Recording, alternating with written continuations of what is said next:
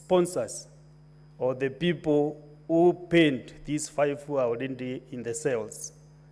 At no point has there been any link to any other person on this matter. So, Mr. Speaker, my first supplementary question is to ask why this investigating body has never touched on the sponsors of this matter. Noting that, Mr. Speaker, Sniper is still in mortuary. He has never been buried. The family, the wife, the family, the entire Meru community is waiting for justice for Sniper. And the whole community has agreed this guy will never be buried until we see justice is being done. If I thought we could get that link of who are these sponsors, because the CSC statement was very clear who Sniper was. Senator for Meru. Let me even ask this only this supplementary, Mr. Speaker. Let me guide you.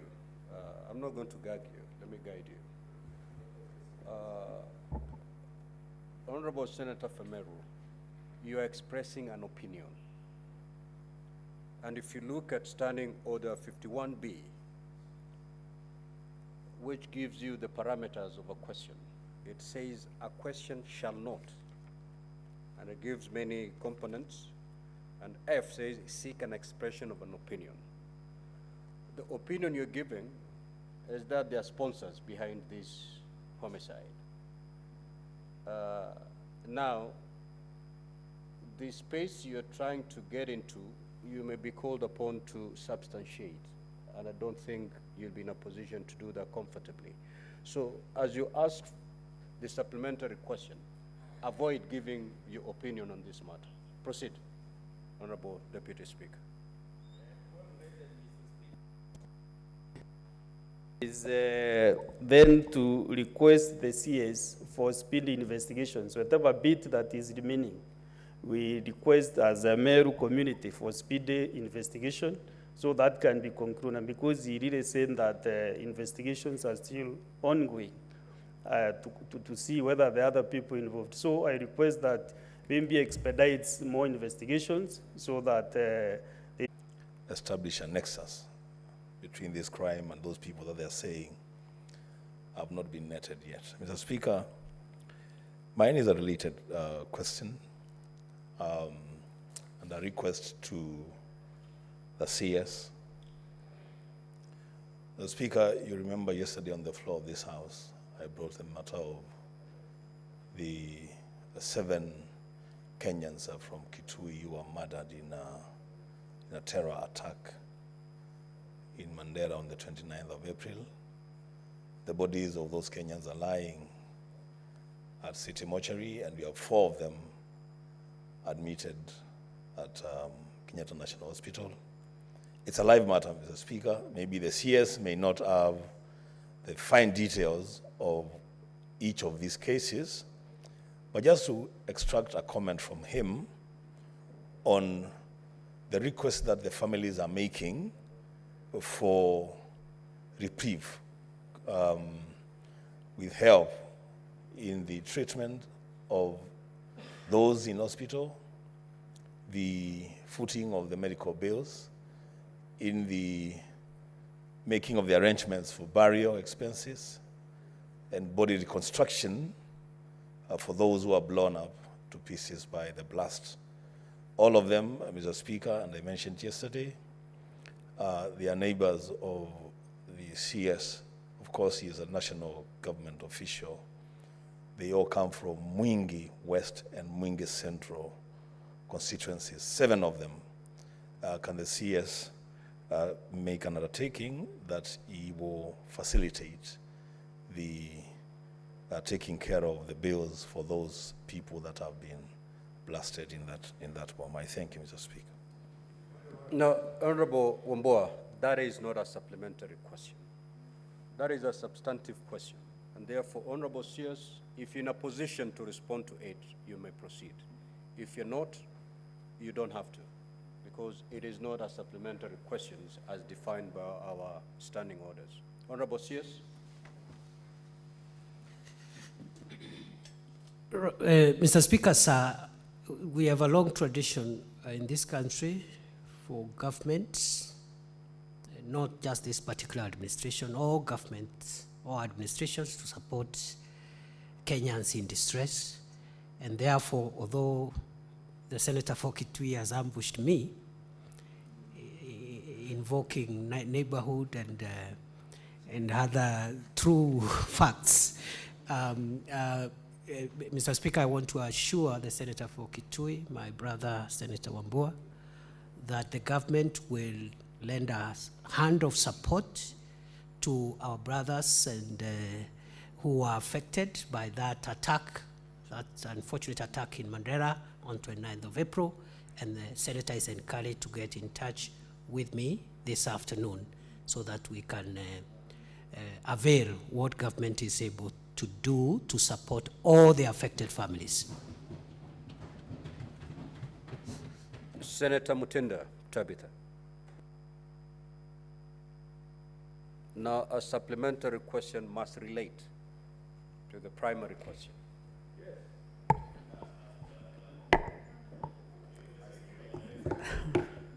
Thank you, Mr. Speaker, and let me start by appreciating the CS for the great work that he's doing. And on the issue of one sniper, Mr. CS, you know that one of the key evidences for any murder is 1, the body, 2, the weapon, 3, the motive. In this case, you have the body, you have the motive, which was criticizing the governor. In the 5 arrested accused people, we have Ken, who is a brother to the governor. We have Supu, who is the PA to the governor, the PA to the husband of the governor. We also have the crime scene, which you investigated, which was a home to the, is a home to the governor. Senator Tabitha. My question, Mr. Speaker. Are those facts contained in the response by the CS? Yes, they are contained, and that's where I'm bringing my question from. I'm basing my question on the feedback. No, the relationship between these people and the governor. Are those facts contained in the response? It is in the public domain that these are relatives. Some of them are relatives to the governor, and that is to the CS, with those common denominators that all focus on one person, who is the governor of Meru.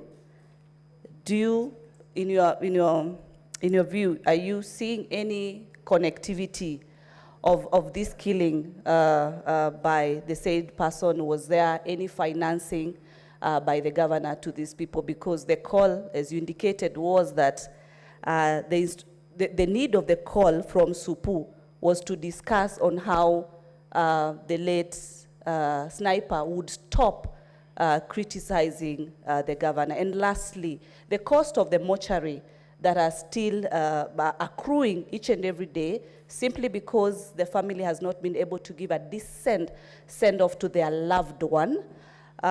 Is the government going to take this cost? Because the delay is on the government side, because if this case has been closed, then the family would have an opportunity to rest one of their beloved ones. Thank you, Mr. Speaker. Now, before the CS responds, honorable senators, do not bring facts that may be called upon to either prove or substantiate. The fact that some of them are relatives to the governor, that is not a matter in the public knowledge. I'm a member of the public and I'm not aware of those facts. And therefore, don't assume the role of a witness to give evidence. And again, you have to know that this matter is active in court. The reason why I approved this question was because it sought to get a general status of the investigations and what government has put in place to stop this kind of homicide. Beyond that, we will be going deep into the merit and demerits of this case, which I may not allow. Honorable CS, you may proceed to respond to the last limb of the question by Senator Tabitha. Right, Honorable Speaker, thank you for protecting me. Honorable Speaker, the basic principle of criminal law presupposes individual criminal responsibility. So, one is connected with a crime as an individual, not through family relationship. And therefore, for us, it's not important who is related to who.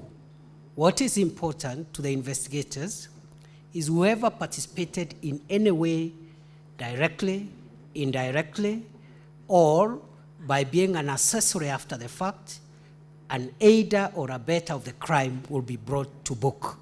And I want to leave it at that point and appeal that we keep political and other things outside this. It's a purely criminal investigations, and justice will be served. Senator Manzo. Thank you, Mr. Speaker. Mr. Speaker, I would like to ask a supplementary question in relation to the delay of decent burial of the deceased.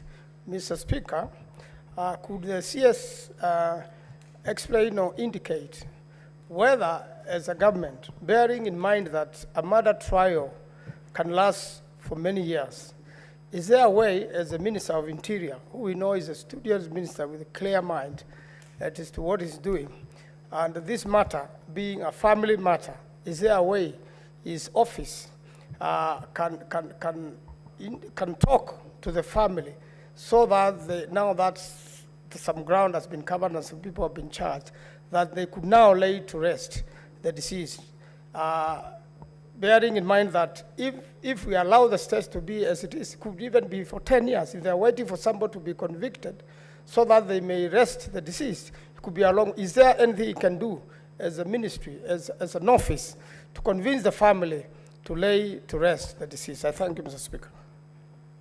Honorable CS. Mr. Speaker, sir, we would encourage the family to rest their loved one, because first, criminal investigations are never closed. Criminal files are live forever. However, criminal investigations are also complex, and by the time you take someone to court, you must have good evidence so that you don't just engage in an act of futility where you arrest anybody who is mentioned without sufficient evidence and then they are acquitted by court. Therefore, Mr. Speaker, in line with the request and the suggestions by the distinguished Senator for Makueni, my friend, the Honorable Manzo, we are trying informally to reach out and talk to the family and the community to just rest their loved ones, because in case of anything, as members of this House are aware, we even exhume people when it is necessary, of course, through a court order, if it is necessary. So keeping the body unburied doesn't serve a lot of purpose. In any case, the government does not require any form of pressure to do what is right and what is just. When the victim is buried, when they are not buried, we'll still do what we must. So we will reach out, Honorable Speaker has suggested, informally, but the decision and discretion lies with the family on when to rest their loved one. Senator Mariam.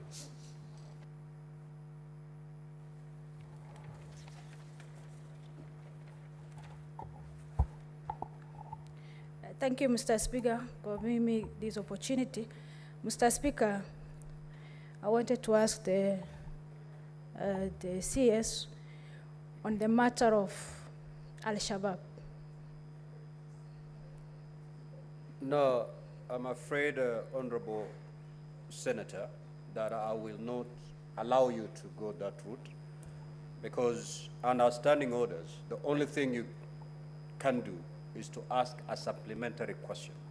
And a supplementary question is a question that is related to the primary question. And if you look at the response, if you look at the question and the response by the CS, there's nothing Al-Shabaab in that matter. So if you have a burning question on Al-Shabaab, please file it with the clerk. I'll gladly approve it so that the CS can provide a response to it. Mr. Speaker, I stand guided, but mine is related questions, and also the CS is an interior security. He knows what is going on. I know and that, again, Honorable Mariam. I'm very Mr. much Speaker, aware. I did not say the CS is in charge of agriculture. I'm aware that is in charge of interior. Mr. Speaker, What I'm trying to guide you, if you look at your standing orders just before you, under Standing Order 51C7, A and B, you are allowed to ask a supplementary question. That is a right given to you by the standing orders. However, you're not supposed to ask any question that falls within the sphere of interior. You're supposed to pick a question that flows from the primary question. The question that is before the House as we speak relates to the murder of a blogger. So then pick it from there. Let your supplementary question flow from that. If not, you may take your seat. Mr. Speaker, as you guided, but this is a burning question. Bandera is insecure. File a question with the clerk, and the CS will gladly respond to it. Mr. Speaker, please. Senator Mariam, you're out of order. Take your seat. If you insist, I may ask you to leave the chamber. Please take your seat. Thank you. Senator Osotsi. Thank you, Mr. Speaker, for the opportunity to also ask a supplementary question. Mr. Speaker, this matter is about a blogger who was murdered for expressing himself using the online media. We have had so many cases of this nature, Mr. Speaker, where bloggers have been killed and sometimes injured by the people who they are accusing. So even as the minister, the CS handles this case of Meru, we would like to know what the ministry has done over numerous other cases of this nature involving bloggers. So maybe the cabinet secretary can tell us more about cases of this nature which have been reported in the past. So that, you know, this country is a country of freedom of speech, and we would like to have people expressing themselves in all manner of ways. But if we allow this incident to go on, then we will be curtailing freedom of speech in this country. So can the CS tell us about other cases of this nature which have happened in the past and what the ministry is doing about it? Honorable Osotsi, have you gone through the primary response by the CS, more particularly the last paragraph on page 3? I have listened to the cabinet secretary very Yes, keenly. he has, because that is one of the primary questions asked by the senator for Meru, and the written response actually captures that. Nevertheless, Honorable CS, if you have anything to add beyond what you've already stated in your written response, you may proceed. Mr. Speaker, sir, over and above my written statement, I want to confirm, just as stated by the distinguished Senator Otsosi, that we have very many cases across the country of complaints, formally lodged complaints by bloggers and people in the cyberspace who have been threatened for expressing political or other views on the cyberspace. We have so many. And what we've done is that we have established a special unit within the DCI, which is handling threats and criminal activities that are being perpetuated on bloggers and people who exercise their freedom of expression through the cyberspace and get intimidated or harassed or punished for it. So we have set up a special unit which is monitoring, first of all, content that could be hateful or perhaps incite violence, but at the same time, that is the same unit that is responsible for protecting the freedom of expression through the cyberspace to ensure that bloggers and other people who express themselves do not attract criminal responses. Senator Mbugua. Thank you, Mr. Speaker. I would want the Cabinet Secretary to tell this House what assurance he can give to the family of the deceased and the residents of Meru County that because of the nature of this case, that there would be no interference whatsoever and justice will be served and seen to be served. Thank you, Mr. Speaker. Honorable CS. Mr. Speaker, sir, I want to assure the family and the community from where this crime has been committed that the government will ensure impartial and comprehensive investigations. And I also want to assure no one will interfere with this investigation. All the people where evidence had led us to investigate have been investigated, including the home of the governor, and nobody is above the law. Anybody who is linked will be punished, who is linked with this crime, and also nobody has the capability, the capacity to try interfering with this matter, because we will not allow crime to thrive because of interference. Nobody is powerful enough to interfere with the statecraft, especially on sensitive issues like national security. Senator Dulo. Thank you, Mr. Speaker. Mr. Speaker, I would like to thank the CS for the information given on the blogger who's been killed.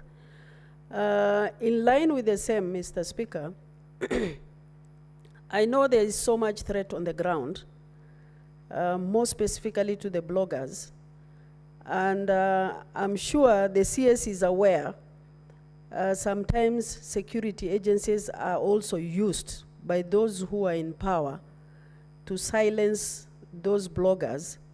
And number two, Mr. Speaker, there are counties where governors are recruiting youths in the name of Jeshi Fulani, Jeshi this, and Jeshi that. I don't know whether he's aware, but it's something that is actually worrying in most of the counties, and I can speak for Isiolo County. The CS should be on top of those things, and if it is happening, they should look for ways of stopping those kind of arrangement. I thank you. Honorable CS. Mr. Speaker, sir, I want to confirm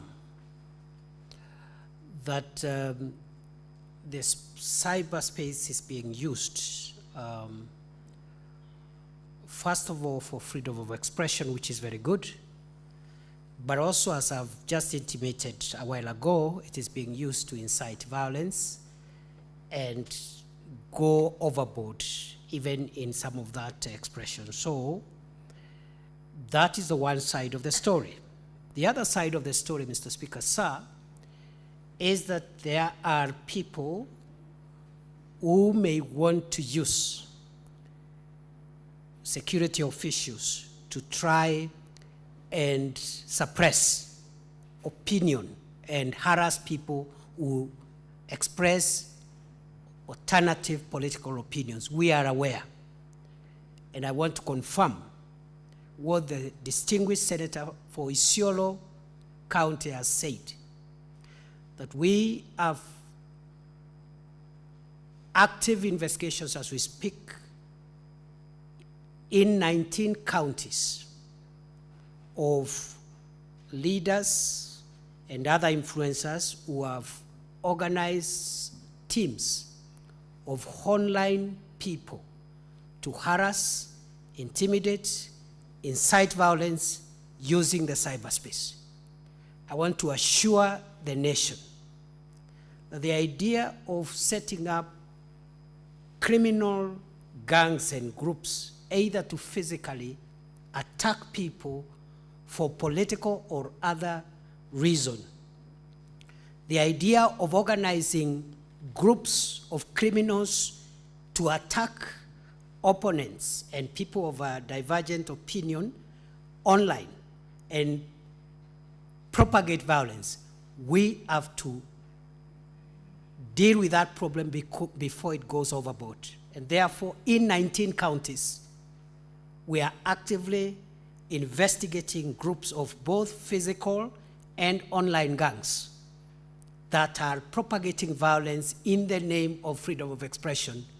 We will take action on all the actors, whether they are persuaded to support the government or they are in the opposition, because it's a threat to our security as a nation, and we must arrest this matter before it goes out of hand.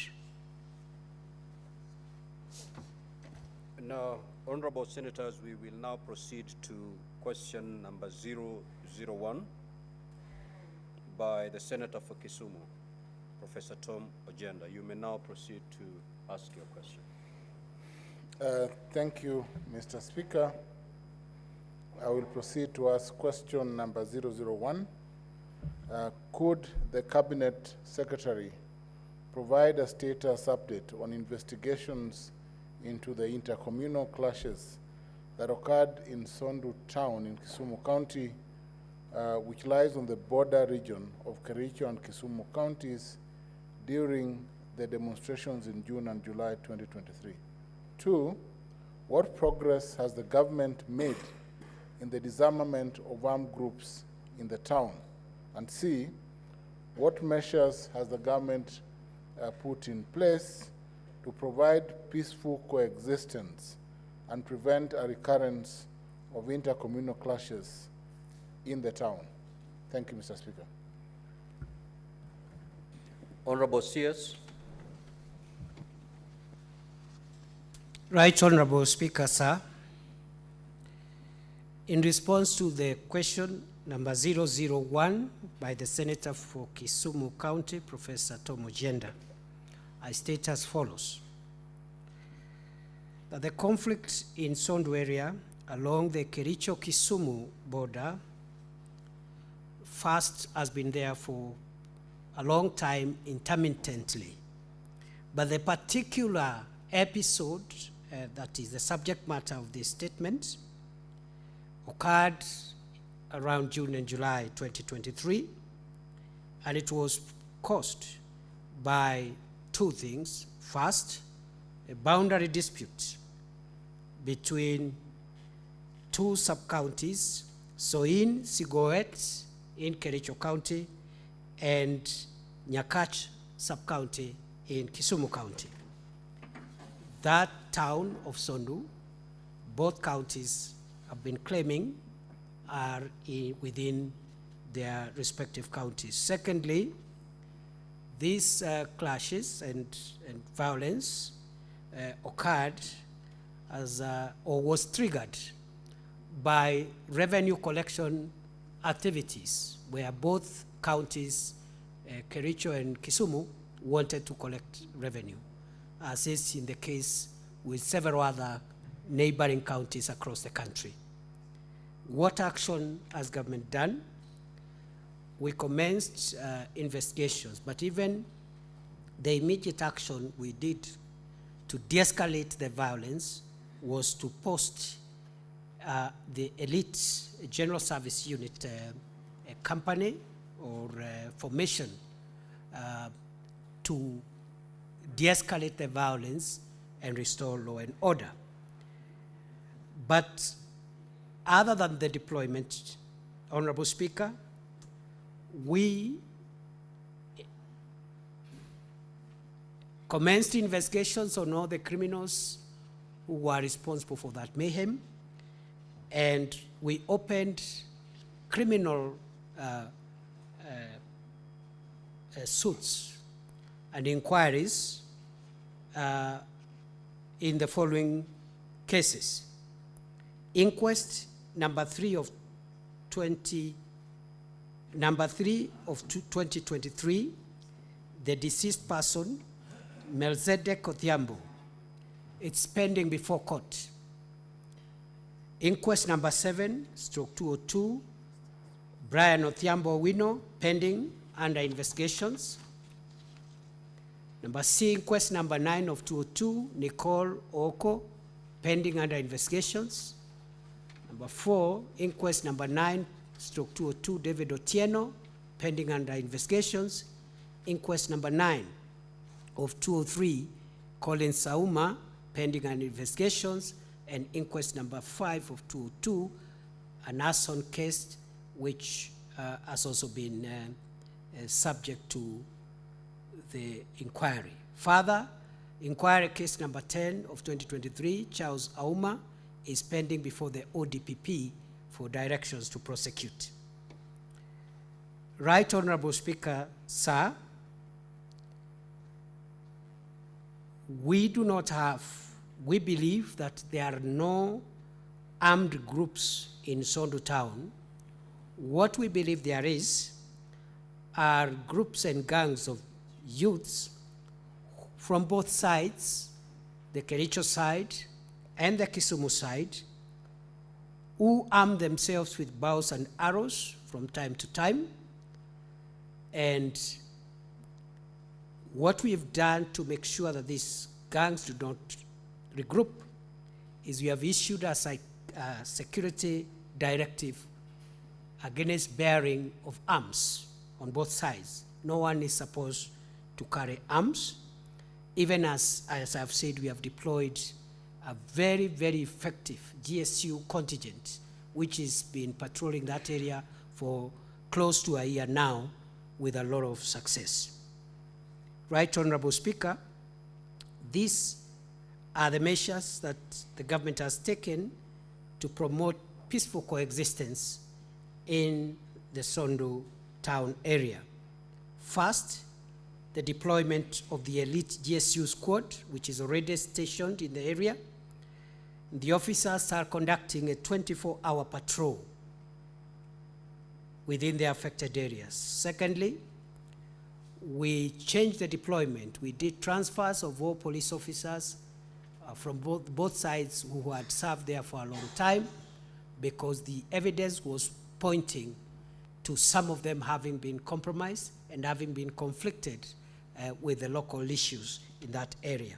Thirdly, Right Honorable Speaker, sir, we are encouraging the security teams from the Kericho side and the Kisumu side to carry joint patrols together, so that we make it clear to the residents of that area that security is a national asset, security is a national good, it has nothing to do with boundaries. And therefore, the police, the National Police Service of Kenya, for example, whether they are serving in Kericho or Kisumu, are the National Police Service of the Republic of Kenya. So they are doing joint patrols. So on the Kericho side, the team from Kisumu and the team from Kericho patrolling together. And then occasionally also, on the Kisumu side, the two teams patrolling together. We believe this way will demystify, or rather reduce, the notion which was there, that the police on either side was trying to protect the interest of each side. These are National Police Service officers, and they serve the country equally. Right Honorable Speaker, thirdly, we have arrested and prosecuted suspects The following people or accused persons have been arrested and arraigned before court for cattle theft, because in those skirmishes, there has also been a case of livestock theft, low scale but quite disruptive in that area. The following people have been arrested and taken to court: Festus Chepkwonyi, Charles Kipkemboi, Walter Omolo Ogutu, Gabriel Ombusa Bolo, Barak Omondi, and Paul Ngeso. We have also enhanced the sharing of intelligence among the security agencies and enhanced the collaboration with both state and non-state actors, including peace organization and other organizations in that area who are helping us with peace. The NCIC also, the National Commission National Cohesion and Integration Commission, has also been facilitating communities there to engage with each other, which is also a government initiative. And finally, I want to commend on behalf of the national government the efforts taken by the governors of the two counties recently, the governor of Kericho County, the governor of Kisumu County, by helping communities to talk to each other and make sure that we have long-standing peace in that area. Right, Honorable Speaker, sir, the measures that have been put in place are effective because normalcy has been returned in that area. The schools that had been closed have been reopened, businesses have resumed, and the Sondu open air market is currently operational. I submit. Honorable Senator for Kisumu, pursuant to Standing Order 51C7A, you have Yes, Mr. opportunity Speaker. to have Yes, two supplementary questions. Yes, Mr. Speaker, sir, my supplementary question is on floods that have afflicted the same victims of clashes. I want the CS to tell the House when he intends to visit the flood infested or the flood affected victims of the Sondu clashes. Mr. Speaker, sir, the sub-county of Nyakach specifically has been afflicted by floods, and the sub-county of Nyando and Kisumu. We have Kapuothe, we have Nyakach, we have Kabonyo Kanyagwal that has suffered from the backflow of Lake Victoria. I just want the CS to tell the House when he's visiting Kisumu and myself, just to share with us, we want to know that the government is concerned about us, Mr. Speaker, sir. Honorable CS. Right, Honorable Speaker, I don't know whether it will be in order for me just to say that I'll visit very soon, because the reasons are mainly two. Right now, the whole country is engulfed in a huge crisis, and we are trying to ensure that we respond and are available to as many emergencies as possible, including the emergency right now in Nyando. It's one of them. And secondly, also, this space, we do not have the privilege of having publicly available long-term calendars published. But I'll be in Kisumu soon in the next few days, and I'll notify the Senator for Kisumu County. Senator Aaron Cheriot. Thank you, Mr. Speaker. Mr. Speaker, I'd like to welcome Majority Leader Emeritus, the CS for Interior, into this House, always diligent in finding time to come and respond to issues of members. And I appreciate when he takes time to engage us like he has done this morning. Mr. Speaker, I had earlier requested to speak, but you didn't grant me an opportunity. And serving in a position of responsibility or leadership in the House comes with its cost sometimes, part of which includes not picketing at the Speaker when they don't grant you an opportunity. And therefore, I missed out on an opportunity to ask the CS, because we were talking about bloggers and people who've been hurt. At the time of his coming to office, there was a very serious case of 2 Indian nationals who used to work in the communications team of President William Ruto, who were brutally murdered, just like... So, Majority Leader, let me use my limited powers given to me under Standing Order number 1 to allow you to ask that question, and then you can pick one for this particular question. Another privilege of being leader of majority. I thank you, Mr. Speaker. So if the minister finds it well within his means to give perhaps a response to this, if not, he can file a response later to the House, Mr. Speaker. It's a matter of these two bloggers of Indian descent that worked in the presidential communications team of then candidate, but now President William Ruto, who were abducted and murdered. I know there had been investigations, but up to date, I have never heard if anyone has been taken to court on that particular matter. Therefore, Mr. Speaker, it will be important for the minister to brief the House, because this is something that caused great agony to the young families of these two gentlemen that worked with us in the communication team. On this particular issue of Sondu, Mr. Speaker, I want to first appreciate the minister for the steps that he took at the height of that very difficult time and intervened during that season when there were clashes in Sondu. I just wish to request him, Mr. Speaker, if he can confirm to this House whether there are plans to make that GSU camp that he has referred to be in existence on a permanent basis, given that this is an area of high potential threat every time there are either political disagreements or otherwise, Mr. Speaker, because if we can have that GSU camping permanently there, then it will deter people, Mr. Speaker, who are known to commit either acts of violence or other even acts of theft, because apart from clashes, Mr. Speaker, that are of a political nature, within the same vicinity, there are challenges also of cattle rustling, Mr. Speaker, on the boundaries of Kericho and Kisumu, and therefore it will serve us well in providing calm and peace in that region if this GSU camp can be permanently located in that particular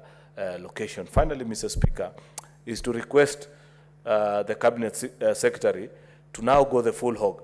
Apart from restoring calm militarily, like has been done by use of police, there's need to pacify the area by engaging elders and local leaders, which is a promise he had made to us that when he visited that particular time, because one of the issues I know for a fact that continues to cause problems is a market that was built by the county government of Kericho, but up to date, they are not able to either allocate traders to use that particular market or collect cess from that particular market, yet these are resources that they use, and therefore the people on the Kericho side continue to feel hard done that they invested, that the county government put up a market, which unfortunately they are not able to collect rates from, which is something that causes animosity. Therefore, Mr. Speaker, I want to find out from the minister if there are plans to now move this conversation on peace beyond just police intervention and get it to the level of community integration now, so that you have either elders together with leaders so that we can commit. I am aware that at least at the county government level, something is being done between, I think, the governor of Kericho and the governor of Kisumu. I saw a press release last week, but we still feel there is need for a deeper understanding and a well-organized interaction between the two communities so that we can bury this challenge for once and for all. I thank you, Mr. Speaker. Thank you for indulging me. Honorable CS. Mr. Speaker, sir, the majority leader has raised two issues in one, and I think he has used the privilege of office to get away and receive the kind of orders and directives he has received under Standing Order 1. I would like to respond as follows. First is the issue of whether or not we have made headway with nationals who disappeared and are believed to have been murdered just before elections. We have made some progress, but because this is a legal process matter, I request if that question could be convey to us in writing so that we get accurate information which is up to date. But from where I sit, I know some progress has been made. We may not have nailed the suspects, but we'll be more than happy to provide the status update if a request is made in writing from the Senate Majority Leader. On the second issue, Right Honorable Speaker, sir, at the time when I visited Sondo at the height of the episode in June, July last year, it is true the political leaders from both Kericho and Kisumu had requested to meet with us. We were not very keen at that time, which is one of the occupational hazards I suffer these days. That even my very best friends, sometimes I am forced to avoid them at least for a while, especially where, for example, an active security matter is pointing to the direction of either their friends, supporters, etc. And so I avoided my good friend, the Majority Leader, whom I believe is doing a great job in profiling the position of the leadership of the Senate in this House. And I'm sure you'll do much better than us who are trying to figure out what this office was all about at the beginning. However, Honorable Speaker, so we avoided political engagement with political actors at that time because evidence was leading us to stay neutral. But I am happy to report to you, Majority Leader, through the Speaker, that we are in a good place now, and I want now to honor the promise that I did. And I will take the initiative to bring the teams together from your Kericho side and Kisumu side. Mr. Speaker, the House may want to know, these are brothers and sisters and neighbors who understand each other. So with regard to the question of meeting political leaders for permanent solution, we should be beginning that as soon as possible. And finally, Honorable Speaker, the request or the suggestion from the Leader of Majority about the GSU camp, he had already approached me informally outside the House, and even my senior senator for Kisumu had also requested the same as a sign of ensuring that there is stability in the area.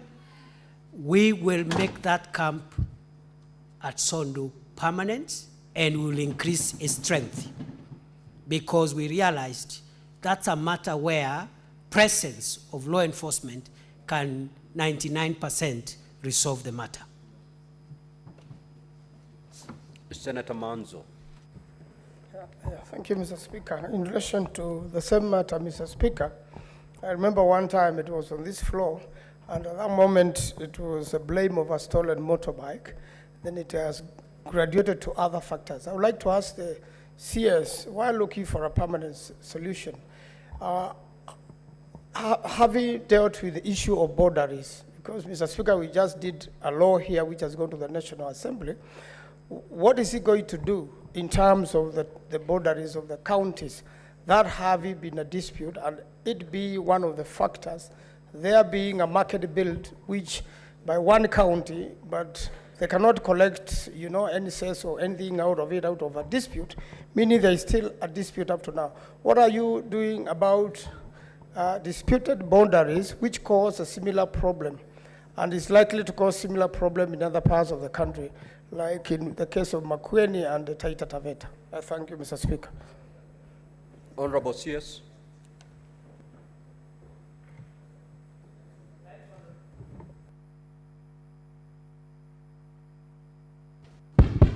Right Honorable Speaker, sir. It is true about 27 counties in Kenya are having border-related issues, a county and the other. And this is not a matter that has started today. It's a matter that has been there for decades, many decades, as long as Kenya has been established in the manner in which it has been established. It is also true that border issues of neighboring communities is a world over phenomena. It's not new to Kenya. Our worry, though, as security managers, is the increasing approach of politicization, ethnicization, and criminalization of border-related disputes. That is where we have an issue. The politicization, ethnicization, and criminalization of border disputes, where influencers, whether political influencers or other influencers, want to take advantage of the differing opinion on where beacons and borderlines lay among neighbors to bring in crime, to bring in politics, and to divide the people of Kenya. We have made it clear in the national security sector that we are not going to allow criminals and characters who want to bring violence, crime, negative ethnicity, and destructive politics in a very honest discussion among neighbors as to where borderlines lie. And one may ask, Mr. Speaker, then if politics, ethnicity, and the rest are removed from borders, then why should we have borders? Borders are still relevant for commercial reasons. For example, the majority leader, who is the senator for Kericho, and the senator for Kisumu, that discussion they're having around Sondu as some revenue, commercial-related matters. The same with the distinguished senator for Makueni and their neighbors in Taita Taveta. So we have no problem neighbors canvassing boundary disputes so that they can deal with commercial and other issues that are innocent. What we will not allow: violence, incitement, negative and destructive ethnicity. And therefore, going forward, we have said all these, because I was asked what plans we have, all these 27 almost counties where there is that discussion among neighboring communities, we are going to facilitate, as security managers, facilitate communities to discuss and resolve that issue. Minus crime. And the first thing we are demanding is that there should be no crime, incitement, or ethnic, the perpetuation of ethnic anger as a way of canvassing border disputes. As soon as any counties that are affected remove crime and negative politics and ethnic profiling and incitement from the discussions, will move in, and I'm sure we will find a lasting solution so that the commercial and other issues that are relevant continue unhindered, including what the Senator for Kericho has said. A market like that should be used to help generate the wealth of the people of Kenya, whether they're in the Kericho side or in the Kisumu side. They are the people of the Republic of Kenya. Senator Chiranke. Thank you, Mr. Speaker, and I want to congratulate Deputy Speaker Emeritus for the wonderful job he's doing. I think he's the best CS, and he knows what he's doing, unlike others. Mr. Speaker, Mr. Speaker, you need to protect me, Mr. Speaker. I don't know why the House is excited. But let me move quickly to my supplementary question. You'll be protected as long as you start protecting yourself. But proceed. Mr. Speaker, we are also secure because the Interior Minister is here. Number quick one, Mr. Speaker. I wanted to do follow-up on the issue of also Kisumu and Nandi and Kakamega and Nandi. We have had issues in the past. What is, because, Mr. Speaker, what triggers these ethnic and border clashes sometimes is something that is beyond the hardware of the security sector. It could involve the issue of land historical injustice, among others. What is the CS doing to work closely with other agencies like National Land Commission, National Cohesion and Integration Commission, among other agencies, Mr. Speaker, to ensure these issues that trigger border clashes along the borders across the country are permanently resolved, so that it doesn't need to go with the hardware or software of the securing the sector, Mr. Speaker. I thank you. Honorable Sears. Mr. Speaker, I'm discovering former many things, because sometimes former Deputy Speaker, former Senate Majority Leader. Mr. Speaker, the matter raised by the distinguished Senator for Nandi is true. What we've been doing in the past, and which we are now correcting, is that we've been addressing border disputes in a piecemeal and a silo way. For example, as we are aware, the IEBC, for example, has a role in constituency and ward boundaries. As we are aware also, the Constitution of Kenya provides in Article 188 that boundaries between counties will be determined by a boundaries commission, which, in my interpretation, is not the IBC. I know at least one case which I brought earlier on in my earlier life as a legal practitioner, challenging that issue. And it was around electoral disputes, 2 counties involved. And the court did say that the IBC deals only with electoral and ward boundaries. But inter-county boundaries is the role of the commission envisaged in Article 188, which is not the IEBC. And I know Senator Emeritus Mutula Kilonzo Jr. of Makueni did bring a bill at some point to have this commission established. I don't know how that matter has progressed. Therefore, Honorable Speaker, going forward, we want to make sure that we deal with boundary disputes comprehensively.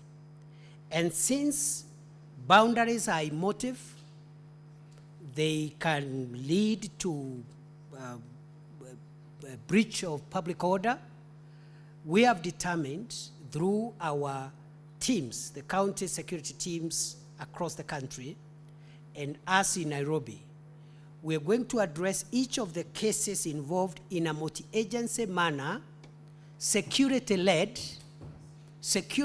because of the sensitivity issues, but also bringing on board all other actors, the National Land Commission, the National Cohesion and Integration Commission, and other actors including IBC, but led by our security formations and security management to ensure that we comprehensively deal with those issues. Let me submit as follows as I finish on this matter, Mr. Speaker. If we removed incitement to violence and unnecessarily ethnicizing and politicizing these issues, we will resolve all the 28 inter-county boundaries in this country in a very short period of time. So we will be moving in that direction, and I could be able perhaps to be put to task after 3 months to brief the House and the country where we have started on that program. I submit. Senator Dulo. Thank you, Mr. Speaker. Mr. Speaker, I wanted to raise an intervention along the line of operations where there is conflict. It could be a policy issue or it could be a training issue. Mr. Speaker, I totally agree with operations that are carried in our pastoral areas because it's a matter of concern. But my worry is the manner in which those operations are carried out. For example, 2 weeks ago, there was operation in Isiolo County, in Garmara area and Kulamawe area. Mr. Speaker, those security agencies are destroying properties, especially semi-permanent houses. Women are beaten up, kids are beaten up. And I think, Mr. Speaker, I would request the CS, if there is any way that we can deal with those issues, because those security agencies, they are even taking away animals of innocent people, Mr. Speaker.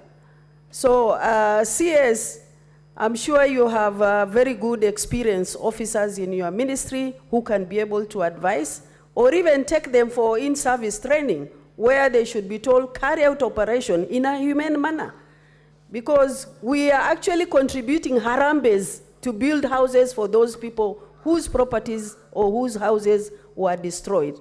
It's really very sad. Something needs to be done, Mr. Speaker. I thank you. Honorable CS. Mr. Speaker, the government does not condone destruction of property or inhumane treatment of the people of Kenya in our security operations, however difficult or challenging they are. And therefore, I'll be interested if there is evidence of any excesses, action will be taken. Finally, Mr. Speaker, with regard to special operations in cases where, for example, we are tackling complicated organized criminal activity like cattle rustling and terrorism, we have deployed special forces to ensure that we get to the bottom of this matter and destroy the infrastructure of organized criminal terror groups that have caused a lot of pain on the people of Kenya for many years. And for that, we will go at any length to make sure that we destroy this scourge that is giving our country such pain and such a bad image when other nations of the world are going forward to modernize their economies, integrate communities, and look into the fifth industrial revolution. We are basically killing each other and stealing each other's cows in the process, and killing women and children in the process. So therefore, I am saying, where we are dealing with special cases of entrenched organized crimes like terror and banditry, we have special forces. But even where we apply special forces, they are bound to operate under the Constitution, to respect human dignity, and to achieve the objective we want them to achieve without violating fundamental rights and freedoms. But we also want to ask political leaders, sometimes when you listen to your supporters, they don't tell you the whole story. But I'm willing to be informed, maybe later, by the distinguished senator for Isiolo County, who is my neighbor at home, if there are any issues that needs to be addressed, we'll address them. We have nothing to hide, but we have a job to do to make sure that Isiolo and Kenya is safe. Now, honorable senators, we have under 2 hours to allow the honorable CS to respond to 3 questions. And therefore, we'll terminate interventions on question number 001 there and proceed to question number 002 by the honorable senator for Tharaka Nithi, Senator Mwenda Gataya Mofire. You may proceed to ask your question. Thank you, Honorable Speaker. I wish to ask some questions to the CS, and at the same time congratulate him for making us proud as a house and as a country, because what he's doing is exemplary, very nice, and we are so proud of him as a country and as a Senate. Honorable Speaker, I would want to know from the CS Interior, whether there are plans by national government to construct offices, deploy administrative officers, and provide necessary equipment to Chakariga sub-county in Tharaka Nithi County, which was established in 2002, but remains non-functional. And if so, could the Cabinet Secretary provide timelines for the same? B, Honorable Speaker, I would also request to know from the CIS Interior what specific measures as the ministry also undertaken to fast-track the establishment of offices for all government institutions, including the National Treasury Office within the sub-county, Chakariga. C, could the Cabinet Secretary provide a status update on the construction of a division police headquarters as well as required police stations in the sub-county? D, what other specific measures has the government taken to enhance access to national government services by residents of the said sub-county, which is Chakariga? Thank you, Honorable Speaker.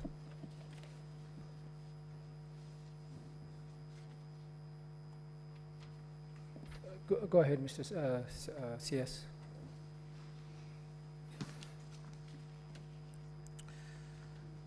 Right Honorable Speaker, sir. In response to the question and statement sought by the Senator for Tharaka Nithi County, I state as follows. That Chakariga sub-county was established and carved out from Tharaka South sub-county in 2022. It was gazetted in 2022, and the deputy county commissioner was posted at that time to take charge of the sub-county.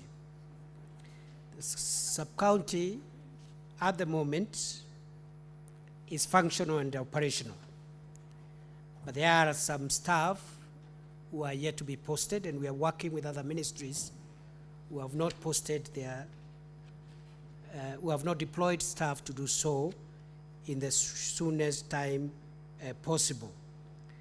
And therefore, one of the things that I want to inform the House also at this juncture is that there is need for us to improve the infrastructure so that we can host the pending officers, public officers who are yet to be posted, who are yet to be deployed. We have not had adequate funds, but we have made arrangements in the 2023-2024 financial year to avail funds to expand the infrastructure offices of the sub-county so that the pending officers who have not been posted or deployed are deployed. Honorable Speaker, sir, at the moment, other than the Deputy County Commissioner, the TSC have already posted an officer, so from Nairobi. We in the Ministry of Interior have also posted recently a national registration or the registrar of persons for the sub-county. Also, other members of the sub-county security committee, including the sub-county police commander, the intelligence head, as well as the DCI head, have also been posted.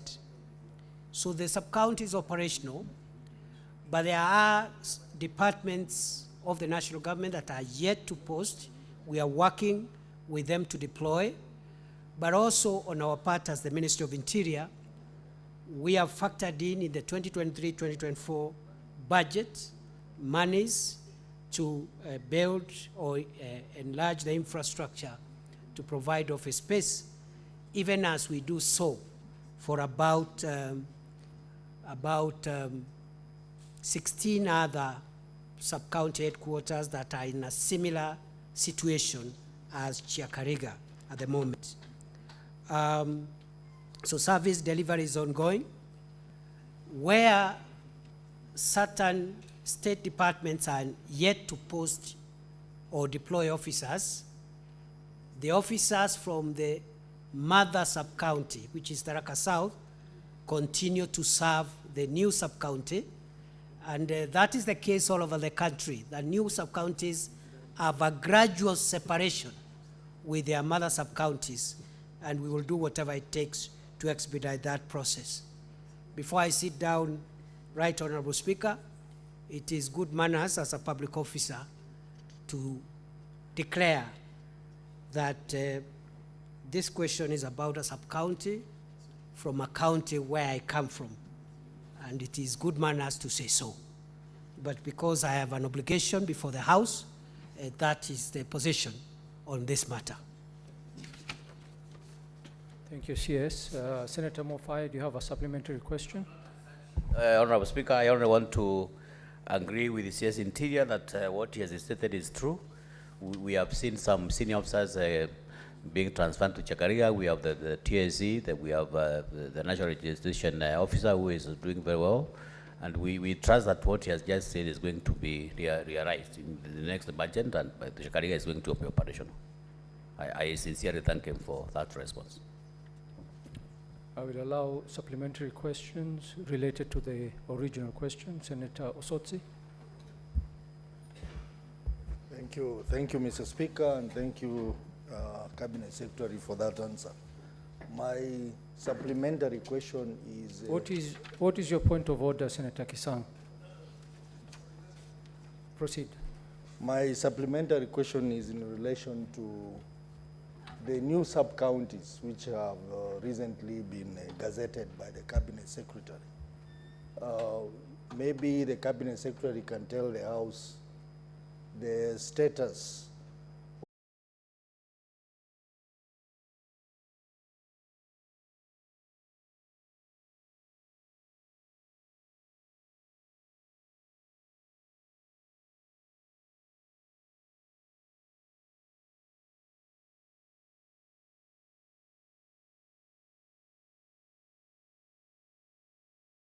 with regard to the supplementary question or statement of the distinguished senator for Elgeyo Marakwet County, I want to confirm that because of the security situation in North Rift and particularly Elgeyo Marakwet and Baringo County, the two sub-counties that are critical to the securing that area, namely Kerio Valley Sub-County and Koloa Sub-County in in Tiati, in Baringo County, will be operationalized within the next 30 days. Senator Enoch Wambua.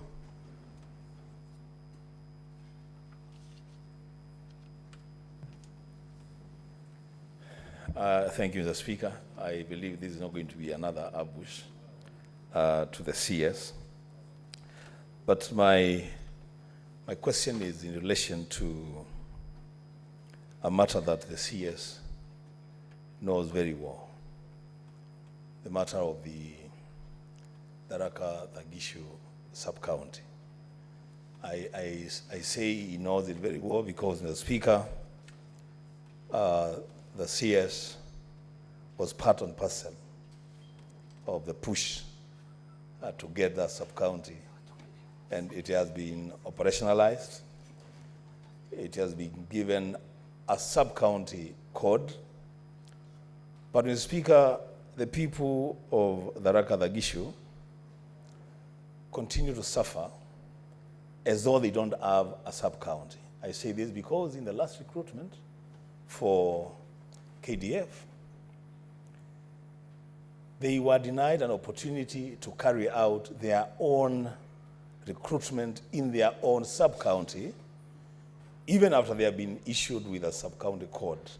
And they were forced to move to Mumoni Ward to compete for positions in Mumoni Ward. We tried to raise this matter with the authorities. We were not successful. I am happy, and the people of Tharaka are lucky, that the person who actually pushed the creation of that sub-county is here to respond to that question and give them the assurance that in the coming recruitments, then the people of Tharaka-Thagishu will exercise the right of recruitment on account of their own sub-county code. I thank you, Mr. Speaker. Mr. CS. CS, my good neighbor at home, Senator Wambua, is correct. This time he hasn't ambushed me. The only small clarification I want to make again as part of clarifying for ethical reasons. You know, he has said I was part of the people who pushed for this sub-county, and he has forgotten to clarify I did so before I became a cabinet secretary, when I was a politician in active politics. I say so because, again, generally, that's where I come from, and I know, of course, it was a deserving case, and we and Senator Wambua were very critical as senators from the two counties, trying to make sure that that area is given an additional sub-county, and I must thank Senator Wambua for the support he gave towards that process as well. At the moment, I'm not allowed to push for anything. I'm allowed to serve Kenya and push Kenya forward as a whole. Mr. Speaker, sir, it is true, just like many sub-counties which have been established, it takes time before all the agencies and departments realize and actualize the need for the autonomy of each sub-county and grant them the fair allocation of their resources, including recruitment, into the public service. And therefore, it's unfortunate that incident happened. I want to request the Senator for Kitui County and any other senator who are similarly situated in their counties, let us know when there is any agency that is recruiting, you know, and you feel that there is a sub-county which is actually already established and has been given a code and is operational and has not been factored. Because some of the people who prepare those advertisements, some of those public officers, may not be up to date with the recent developments in terms of the creation of new units. Sometimes it's not their fault. And please, let's work together and make sure that we don't have a repeat of that. And I want to assure the Senator for Kitui County, the people of Kitui, and particularly the sub-county of Tharaka Tagishu, that all recruitment for all agencies and ministries and departments or in the public service will factor in this sub-county because it is operational and it's an autonomous sub-county, which should be treated as such.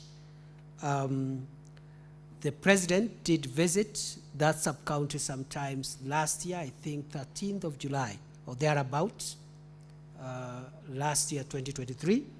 And there is a presidential directive which we are implementing again. We hope we'll implement in the 2023-2024 budget, where we are directed to provide, construct the sub-county offices and a resident for the DCC and provide a vehicle for the DCC and other members of the sub-county security committee. I submit. Thank you, Senator Alexander Mundingi. Asante, Bwana Spika. Swali langu ni kwa ujumla.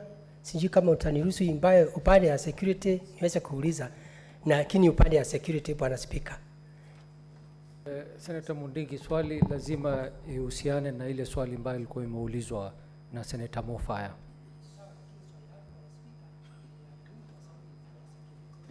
Pengine tutakupatia nafasi tukimaliza kuuliza maswali zote. Si saa hizi. Meru, ungeniruhusu tu dakika moja niweze kuuliza swali langu, Bwana Spika. Bwana Spika, Bwana Spika, wakati huu juu ya ulinzi, serikali ya Kenya Kwanza inafanya kazi mzuri, na pia Bwana Profesa unafanya kazi mzuri, lakini wakati huu mvua inanyesha sana, tungetaka amani, na tumeona viongozi wengi ambaye wale wanaenda kusaidia watu kule vijijini, wengine kama wale walienda Mkuru kwa Jenga na wengine kwa Ruven, wakisema watu wasitoke pahali wamejenga kwa mto, na tunajua wakijenga hapo watashukuru maji. Na kwa sababu ya kuangalia maslahi ya hao watu, na kuuliza kwa sababu ni mchapakazi, kutoka siku hiyo mpaka leo umesukua jukumu gani ya watu kama hao walichosea watu wasiame, ndio tujue aidha wawekwe ndani au mpelekwe kotini, ndio kitu kama hiyo isikuje kutokea tena. Na tunajua hata walitamka matamuzi mabaya wa kusema wengine watu wanalala. Umechukua hatua gani, ama kama unaanza saa hii utakuwa umemaliza wakati gani ndio watu wawekwe ndani, ndio tuwe na amani katika serikali ya Kenya Kwanza. Asante Bwana Spika. Waziri, kama ungependa kujibu unaweza jibu. Kama unaona si swali ambayo inahusiana na... It's an ambush, Mr. Speaker, but you know now I am subject to the authority of your directive.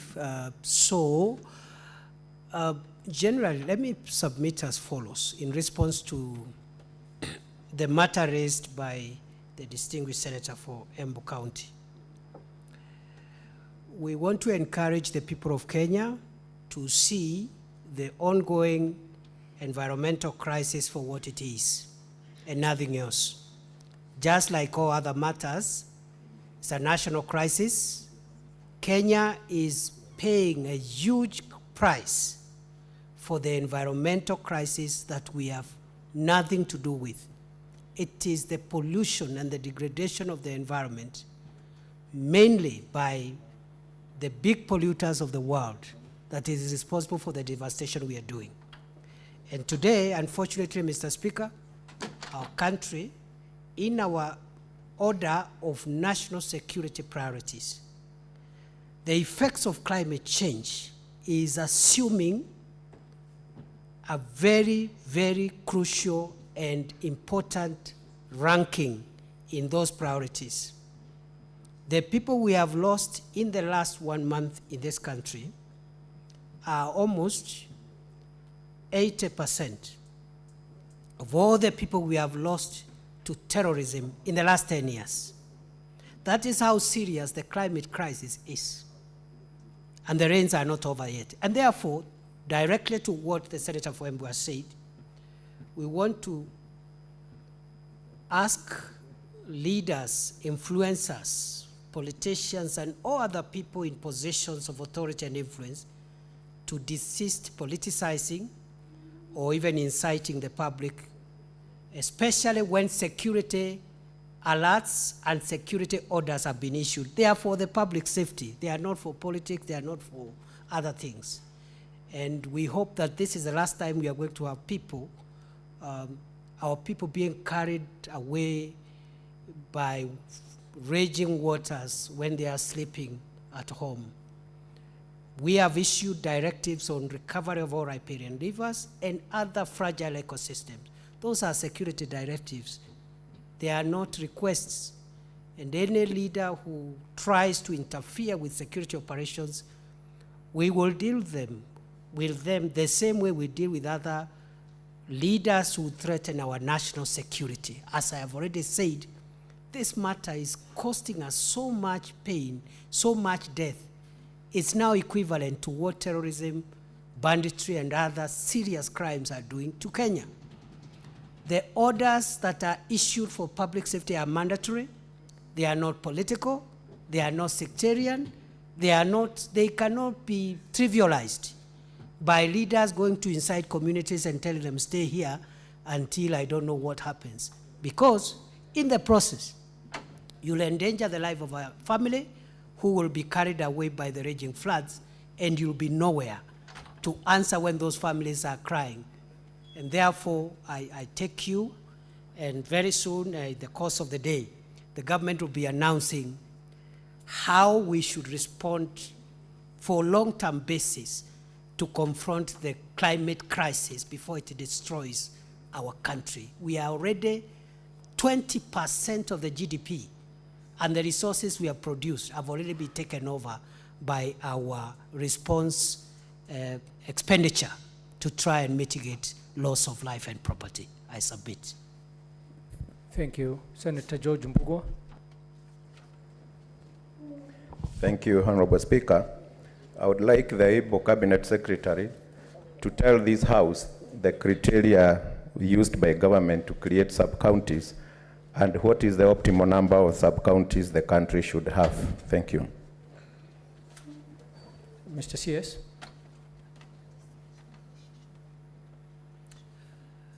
That's a good question, like all the others. Right Honorable Speaker. It is important for the country to know through this House that the creation of administrative units is not a whimsical or discretionary activity. It is an activity that is guided by certain parameters. Some of them are constitutional obligations to ensure the people of Kenya access public services as close as possible to where they live. And therefore, one of the parameters that are important first is that the request, we make sure that the request must come from the communities. Number two, we expect that that request must be subjected to public participation as required by our Constitution. Any request that doesn't have the support of adequate public participation at the local level, we do not even consider it. We return it back to where it has come from. Number three, of course, we look at other factors, including how easy is it for the affected people to be able to access critical services. And therefore, there are dynamics, there are parameters, and there are objective set of criteria that we use. It is not a whimsical, political, or temperamental activity where we wake up and say, we are creating this unit, we are not creating this unit. And I know on my table, I have on my table a number of deserving cases from very many parts of the country, including, I can see my brother here, the senator for Marsabit County, who is waiting for Eriret sub-county, and my officers here, you can see already they are aware. We have to create it because that is one of the most needed parts of this country where access to government services is extremely difficult. And Eriret, for your information, is 998 kilometers from where we are seated today.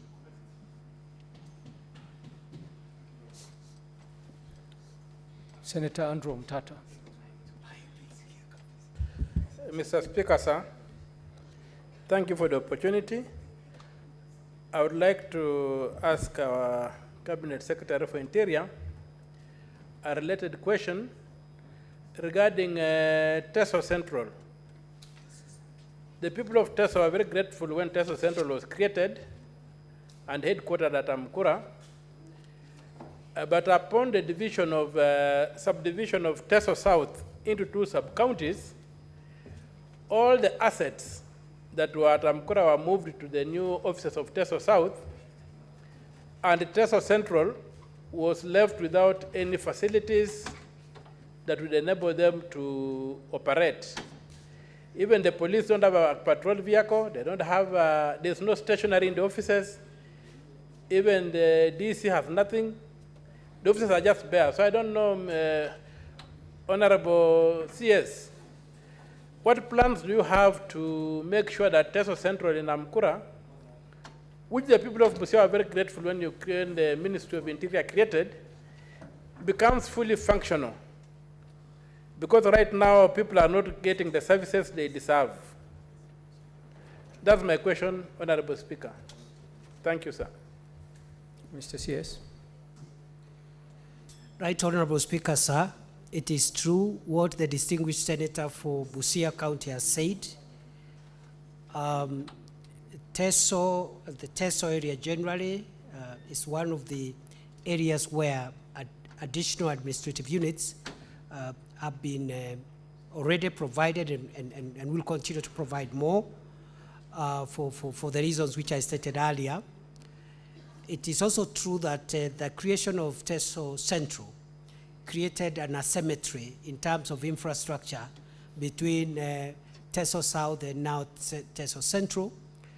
We are constrained for budget, but I also want also to inform the distinguished senator for Busia that we are also instructed and in a presidential directive to make sure we reallocate the available finances in our budget in the 2023-2024 financial year to get resources to provide infrastructure so that all the sub-counties have symmetrical infrastructural facilities. And even at lower level, we have operationalized, I think, 2 or 3 divisions. I've been in Teso myself once. I'm going back there next month because we have outstanding work at the divisional level. So I want to ask the distinguished Senator of Busia County to be a little patient, and perhaps in the new financial year, we see how we can work together, and hopefully the CDF, which is relevant there, could support us. But either way, we have to create the infrastructural symmetry that is required to make sure that the Teso South sub-county, Teso North sub-county, and Teso Central sub-county have adequate infrastructure to serve the local communities to be able to access government services as is envisaged under our Constitution. I submit. Thank you, CS. Senator Karongo Thango.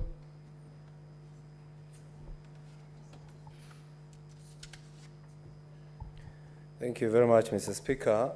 My question to the CS, whom before we started running for this seat, we used to look up to him, you know, we were learning from him, and even now, when he is now in that position, he's still our role model.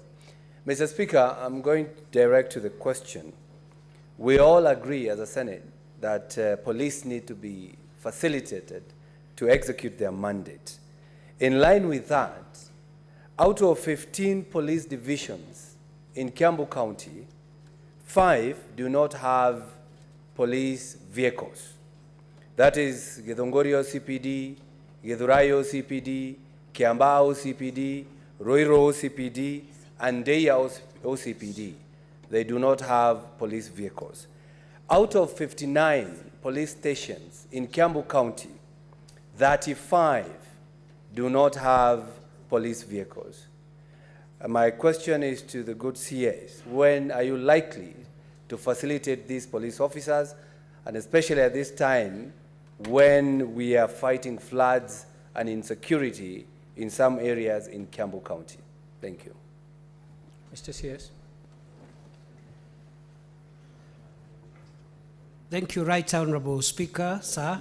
I think this request or the ask from the distinguished senator for Kiambu County is legitimate. At the moment, Right Honorable Speaker, out of the 1,300 police stations we have in Kenya, about 700 do not have vehicles. That is nearly, actually more than half of the police stations of our country.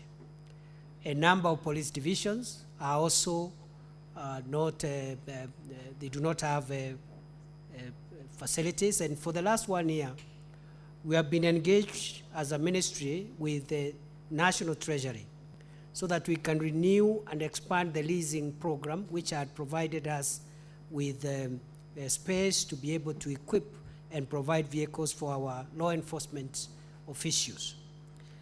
Because of the fiscal situation that the country has been going through in the last 2 years, we've been negotiating with Treasury because our demand for police, Ngao, and all the players, including DCI, was actually, we were asking for 4,000 vehicles through the leasing program.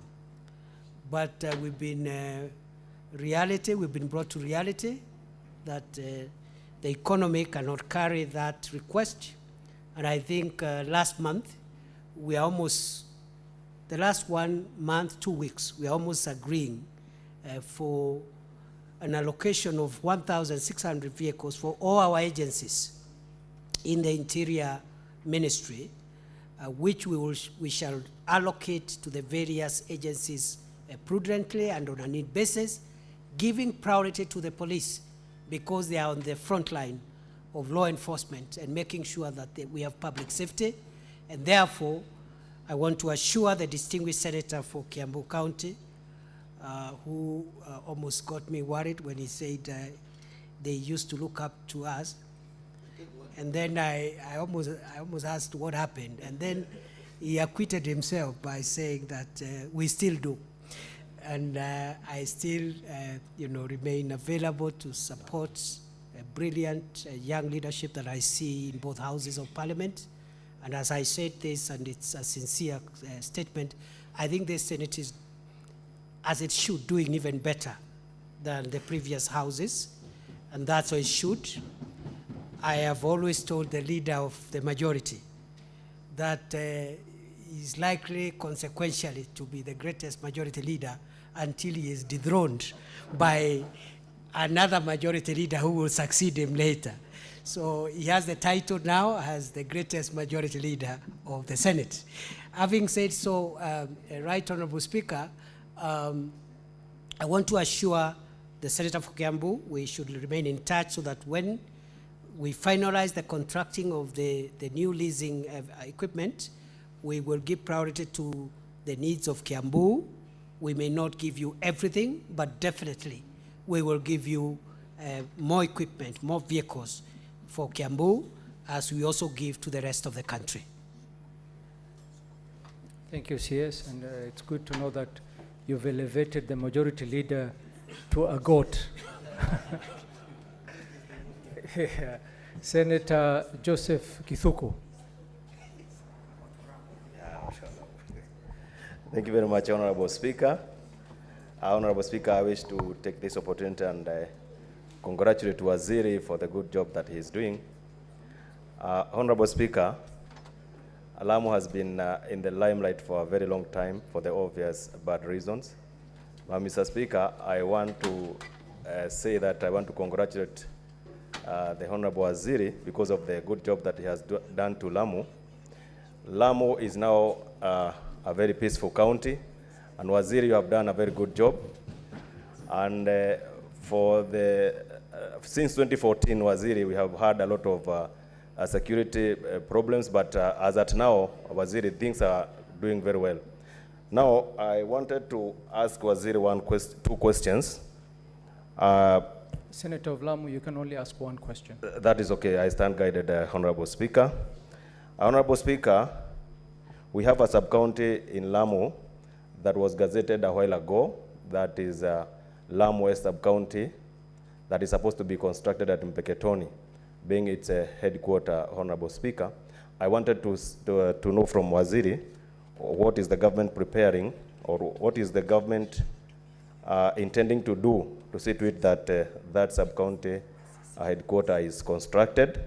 Finally, in relation to that, Honorable Speaker, there are some police stations that were constructed by the current MP through the national government, NCDF, but it is still understaffed. There is no staff as we speak. So what is the minister planning to do to see to it that those police stations are staffed? Thank you, Honorable Speaker.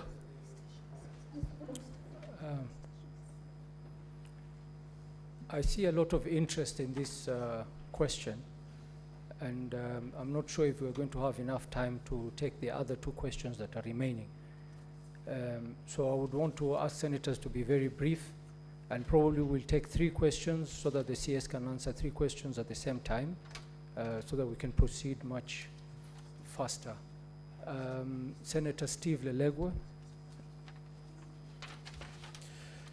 Thank you, Mr. Speaker. I have one supplementary question to the Cabinet Secretary, and my question is, can the Cabinet Secretary update the House on the timelines for gazetting the next batch of the new administrative units that have met the threshold for upgrade, particularly those that are facing security challenges? Thank you, Mr. Speaker. Senator Oburu Oginga. Thank you, Mr. Speaker. The Waziri is in very familiar territory, having been the Deputy Speaker here. And Mr. Speaker, sir, I just want to ask him about Bondo Sub-County, where there was a gazettement of Usigu division as a sub-county, and it has not been operationalized. Can we know when it will be operationalized, Mr. Speaker, sir? And I don't know, Mr. Speaker, just allow me to mention something on security. Mr. Speaker, there's a market in Bondo constituency called Ndira, which is just opposite Raila Odinga's home. And there is a lot of insecurity, Mr. Speaker. The people are being beaten there, the shops, there are some boys marauding, denying people of their telephones, and the people are crying, Mr. Speaker, because and reports are made to police, and there's a woman who even caught some people on camera, and those people were in police uniforms, Mr. Speaker, and there is nothing which is no action is being taken at all. The market is called Ndira Market, Mr. Speaker. I hope the minister, maybe if he doesn't know anything about it, he could investigate and let us know. But if he knows anything about it, can we know the situation of security there, Mr. Speaker? Thank you very much. Thank you. Honour CS. Mr. Speaker, sir, thank you with regard to the statement raised by the distinguished senator for Lamu County, just as he has thanked us, me and my colleagues in the ministry, we are also very grateful to the political leadership of Lamu County. We had started with a little bit of turbulence, and we had a very unpleasant engagement at the beginning with the political leaders of Lamu County, the governor of Lamu County, the senator of Lamu County, the woman representative, and the MPs of Lamu County. We had a very turbulent, unpleasant encounter, which, as I said earlier on, Mr. Speaker, comes with this territory. National security it's like that.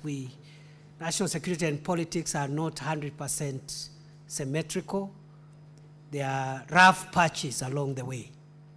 And I can see others here, some of them looking at me, whom we have had some moments. And later on, those moments have gone, and we have the good moments. So I am very grateful to the political leaders of Lamu County and the current normalcy that we continue to engage, although we are still on high alert. Much of it has been contributed by the maturity, sobriety, and the leadership of Lamu County. We're very grateful. Many of our problems, national security problems, are caused by us. We sometimes take advantage of insecurity. We rope in politics, we rope in religion, we rope in other things, and we complicate a problem which would have been resolved easily. So I'm very grateful for Lamu and many other counties which had issues, and now we are managing them together with their leaders. Honorable Speaker, the government will provide money during the financial year 2023-2024 to start the construction of the offices for the Deputy County Commissioner for Lamu West at Mpeketoni. Honorable Speaker, with regard to staffing of police stations, police posts, and patrol bases within Lamu, I have already asked the Inspector General of the National Police Service to gazette, because for police stations is the IGU gazettes, those facilities after he sends the team to inspect them, so that to make sure they have the basic amenities like the armory and other critical facilities like a cell for men, a cell for women, a cell for children, which now is standard in all our police facilities. As soon as the IG is satisfied with the structural integrity of that space, he will gazette and we will deploy. And we have enough officers in this country, 106,000 police officers for a population of slightly above 50 million. We have enough officers to post to Lamu and to all the other parts of the country that are needed. Right Honorable Speaker, I've also been asked by the distinguished senator for Samburu County, which is one of the counties that has really experienced very painful moments because of criminal activities and organized crime.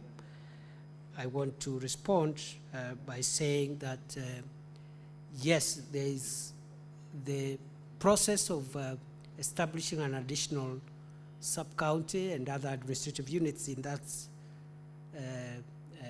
county is underway. I already engaged the leaders and we agreed on what they needed to do in consultation and of course with the deputy county commissioners and the county commissioner in Samburu, so that the public participation process is impeachable.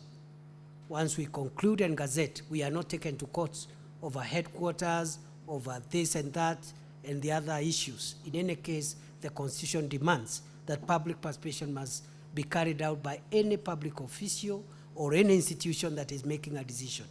So we will conclude that process. I am hopeful, possibly before the end of the year, we will have another cohort. Again, broadly for the country, not just for Samburu County, because our obligation as a nation is to carry everybody along.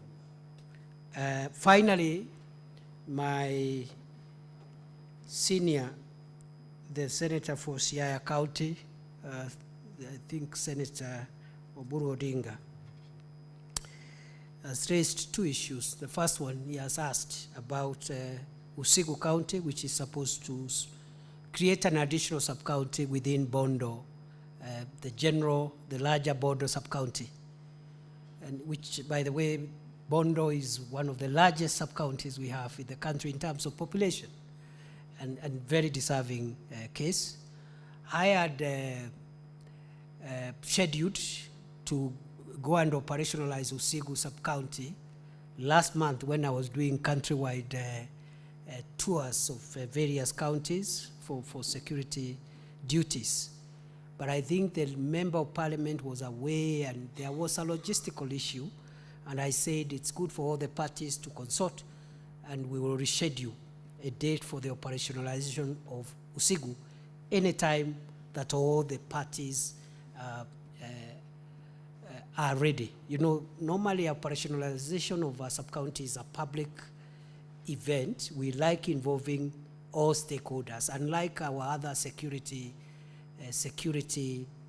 operational tours which we take without telling anybody.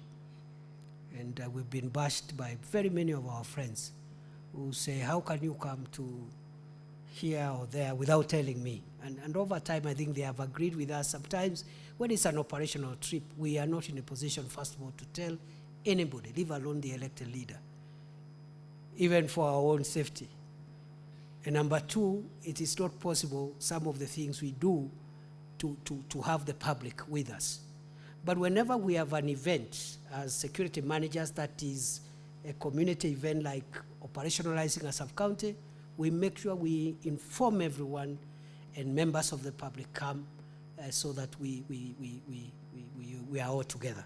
So the distinguished senator for Siaya, we will do that for Usigu in the shortest time possible. We are ready.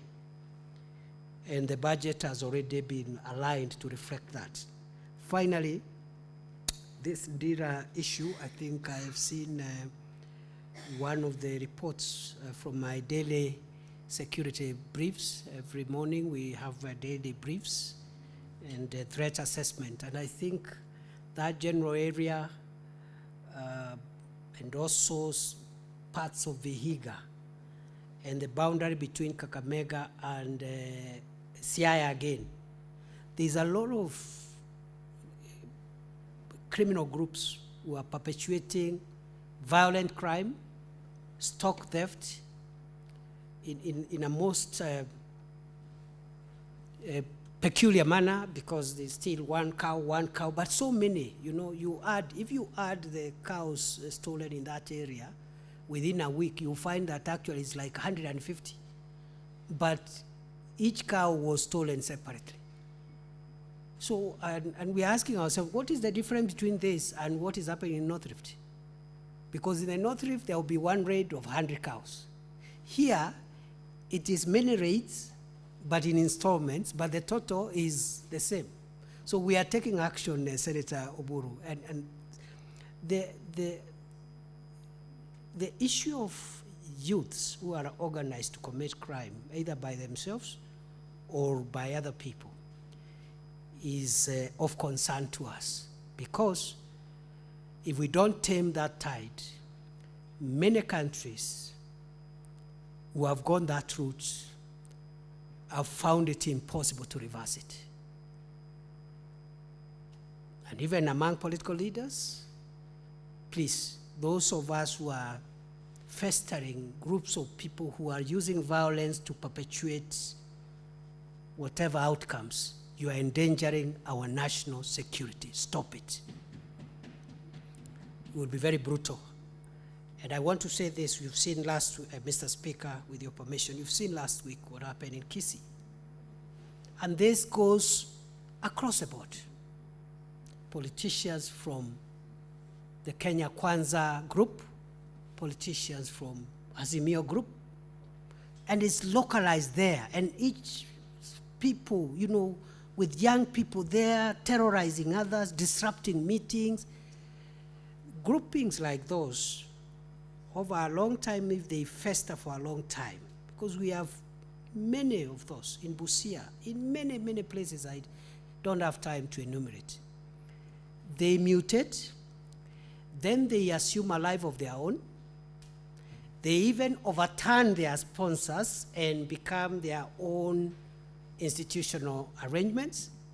And that's how countries like Haiti found itself at certain parts of that country under the control of criminals. So we will be very harsh. And here again, there will be nothing political about it. If you are a political leader and you're on the government side and you have a gang of criminals terrorizing your opponents, we will come for you as we come for those boys.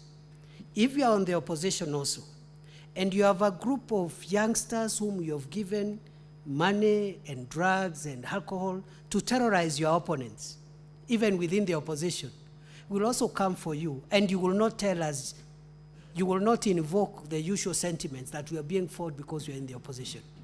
So I thought that is a good space as I answer my brother and elder, Senator Oburu, that we are worried about the increase of small pockets of organized groups of criminals inflicting violence on people, but also advancing other objectives, including political objectives. I submit. Thank you, CS. Honorable Senators, I would want to propose that you keep your questions, keep your buttons the way it is. Let's take the remaining two questions from Senator of Turkana and Senator of Tana River. Once they're done with their question and their supplementary question, I will go back to the questions that you have, and I will allow supplementaries thereafter. Senator Turkana. Thank you, Mr. Speaker, sir. I want to ask question number 039 to our hardworking CS. The question 1A, has the ministry undertaken an impact assessment of the curfew imposed in major towns and centers in Turkana County, particularly Lokicher, Nakabosan, Keekunyuk, Kalemorok, Kaputir, Kakongo, and Kainuk areas? And if so, could the Cabinet Secretary indicate the extent to which the curfew has achieved its intended purpose?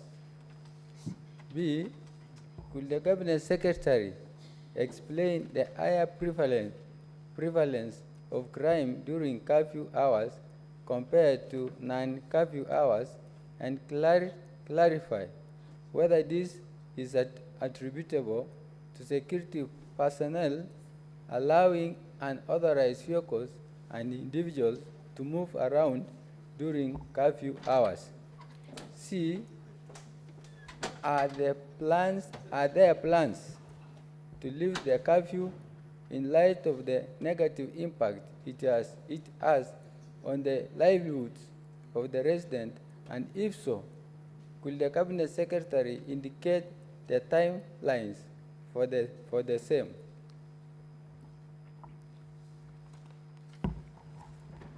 D, Mr. Speaker, what alternative measures has the ministry taken to effectively tackle insecurity in the region? And could the Cabinet Secretary also indicate any initiative by the government to strengthen community policing, which is a more sustainable approach? Thank you. Mr. CS.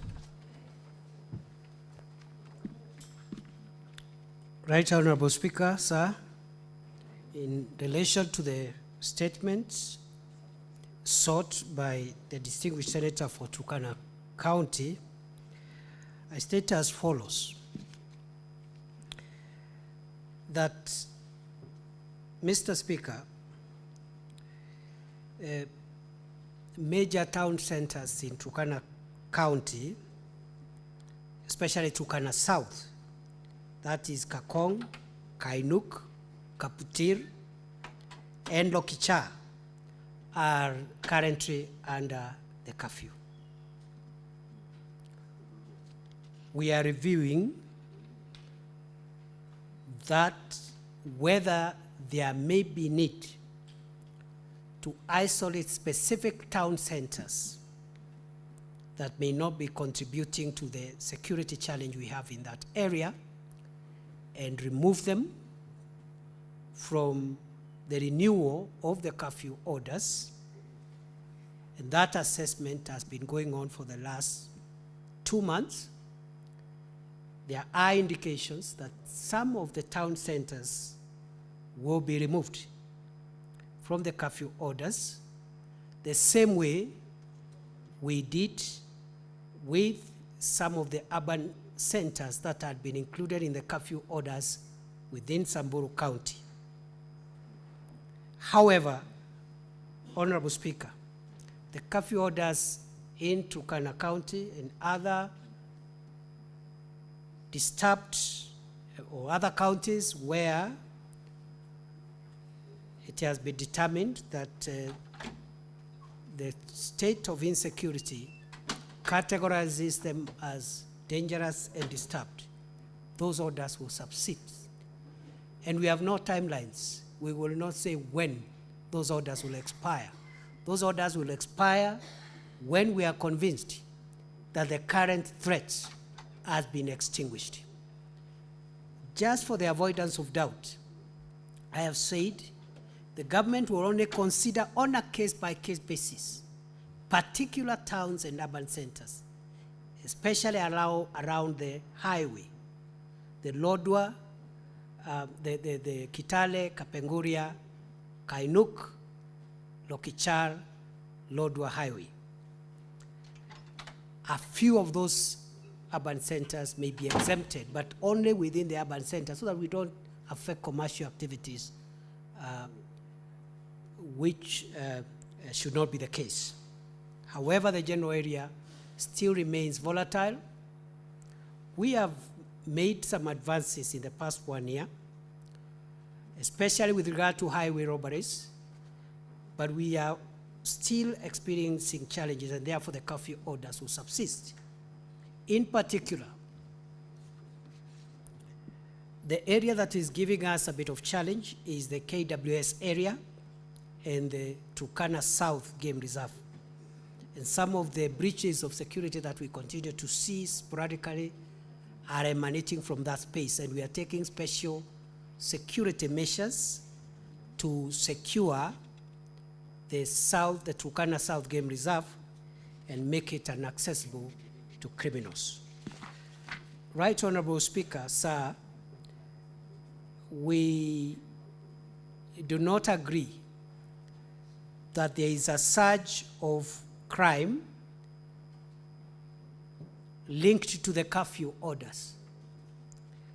We have checked on all police stations or current books within Turkana East and Turkana South sub-counties, and the daily reports from national government administrative officers. And our conclusion is that there has been a drop on petty and major crimes in the towns under the curfew. Crime has not been eradicated, but there is an incident, a drop in incidents. Therefore, it is also the position of government that only authorized vehicles that are in the schedule to the curfew orders are allowed to operate beyond the curfew hours, because the curfew orders, there is an annexure of listed essential security providers who are exempted from the curfew. And if the distinguished senator for Turkana County has any information of any misconduct on any of our law enforcement officials who might be abusing the curfew orders to permit unauthorized movement of vehicle beyond the curfew hours, we would be happy to get that information even on a confidential basis. Right Honorable Speaker, sir, apart from the ongoing operation, security operation, the government has taken additional measures to address insecurity issues within Turkana County. They include, but are not limited to, the following. First, we are encouraging communities to develop and foster a culture of peace.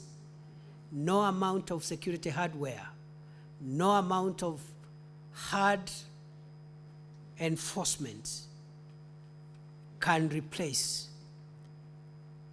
the sustainability that comes with community-generated peace-building activities.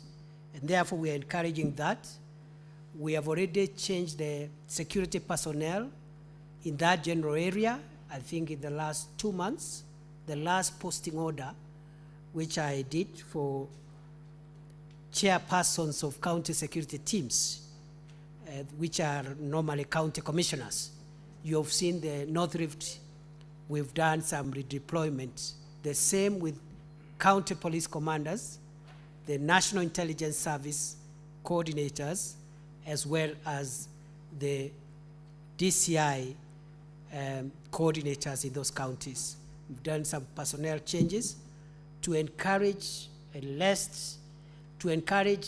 mix of both the hard enforcement measures, but also peace-building measures, especially through Ngao officers.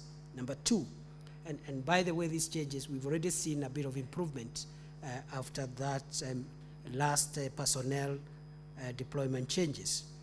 Number two, Honorable Speaker, sensitizing the communities to embrace other forms of livelihoods because a single livelihood approach to lives in the form of livestock is what has taken as the route where this problem has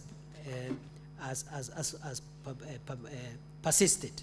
Thirdly, we are discouraging herders from settlements within the Turkana South Game Reserve, because this is where bandits are hiding, pretending to be herders, pretending to be looking for pasture, and the attacks that we've had on the Kitale, Kapenguria, Lokichar, Lodwar Highway.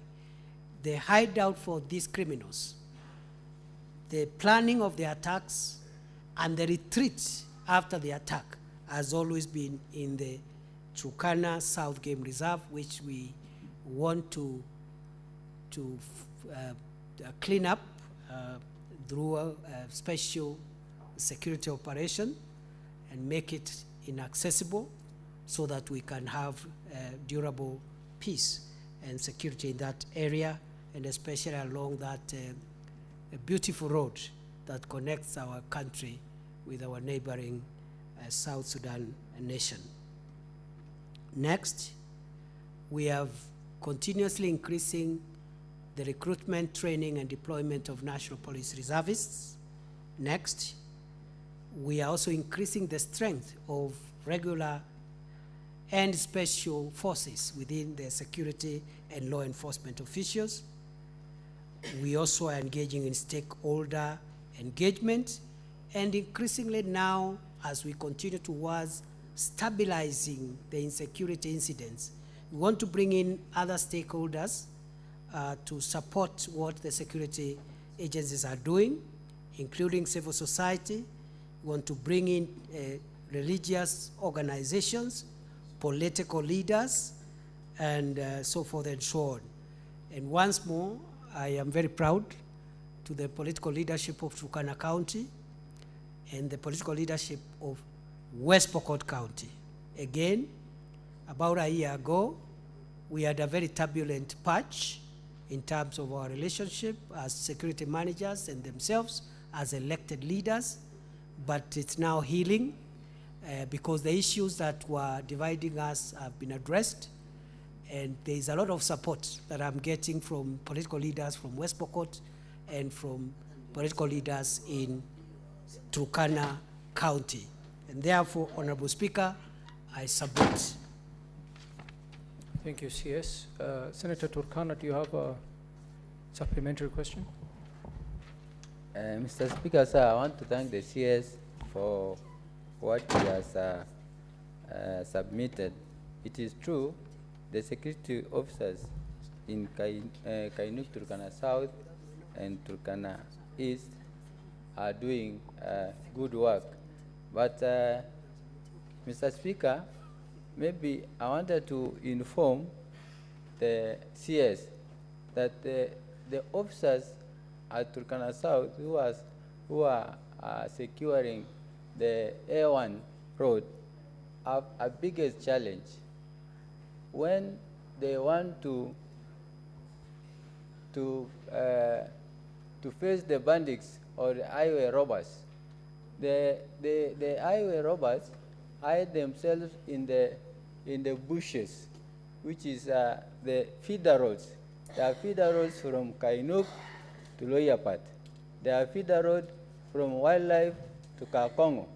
Those areas, even during the time of raids, Mr. Speaker, sir, the security personnel get it hard to be in those areas, to patrol or get those bandits. So, Mr. CS, I request with humble request, so will you collaborate with the CS for infrastructure so that those feeder roads will be maintained and made sure it is passable. Because even recently there was a raid and the KDF used the drones. They saw the bandits, but there was no way they can access to the bandits and counter them. So the presence of access roads are very important, Bwana CS. Finally, the question that I wanted to, a supplementary question that I wanted to ask you, Mr. Speaker, I thank you for extending, providing, bringing closer services closer to the farthest counties of this nation. Example, Marsabit. I was in Inderet, and I saw people who are almost 4,000 without IDs. And I questioned myself, are these Kenyans? They said that we are Kenyans. So, and then they also recognize the president and your office for adding them additional sub-county.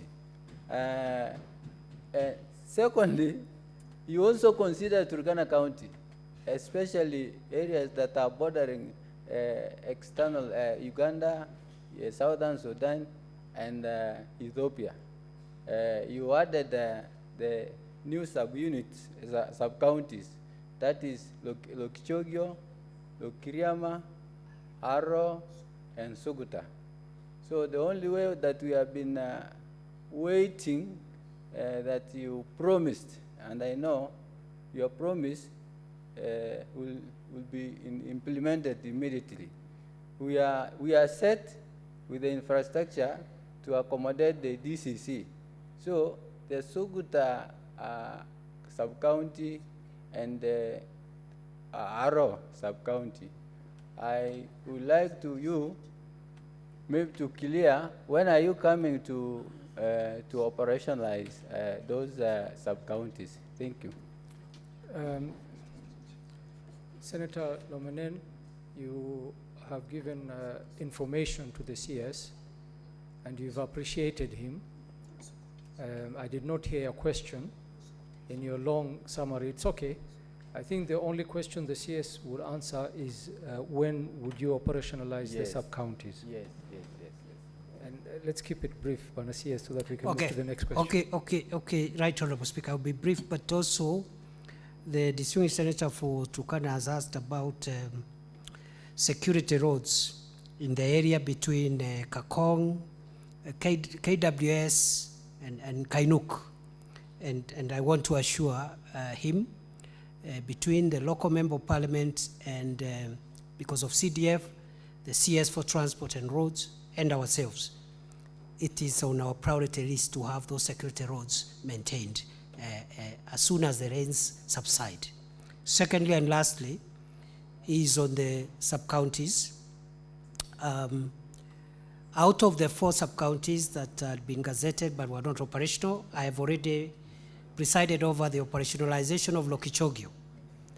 However, 3 more remain, and which are Aro, Mr. Speaker, there is a disagreement at the community level involving even the elected leaders.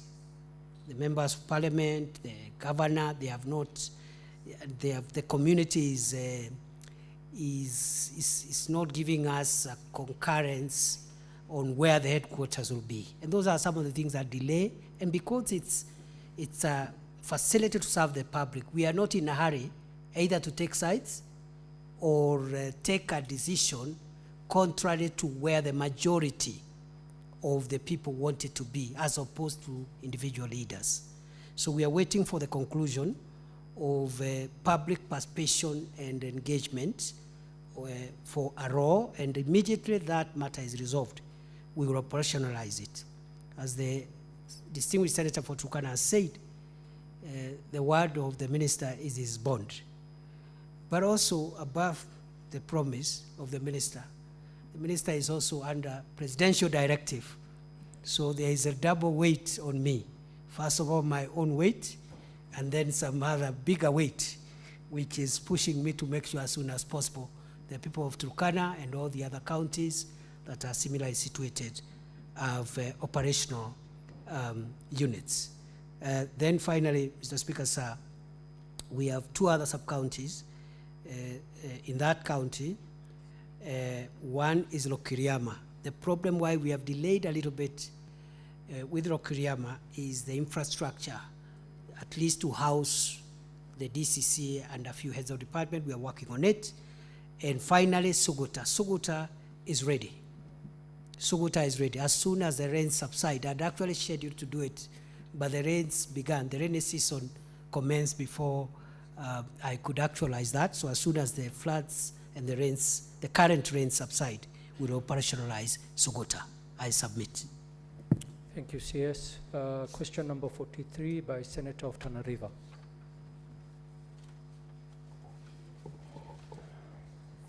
Thank you, Mr. Speaker. Mr. Speaker, I rise to ask question number 43. Are there plans to re-establish the Wema General Service Unit GSU camp in Tana River County, which was closed after it was marooned by floods during the heavy rains experienced across the country in December 2023? And if so, could the Cabinet Secretary provide the timelines for the same? Thank you, Mr. Speaker. CS. So, Speaker, this is where I'll take the shortest time possible, because the answer even the statement is short. It is true what the distinguished senator for Tana River County has said, namely that we were compelled to relocate the Wema GSU camp during the El Nino rains at the end of last year because the camp was marooned and flooded.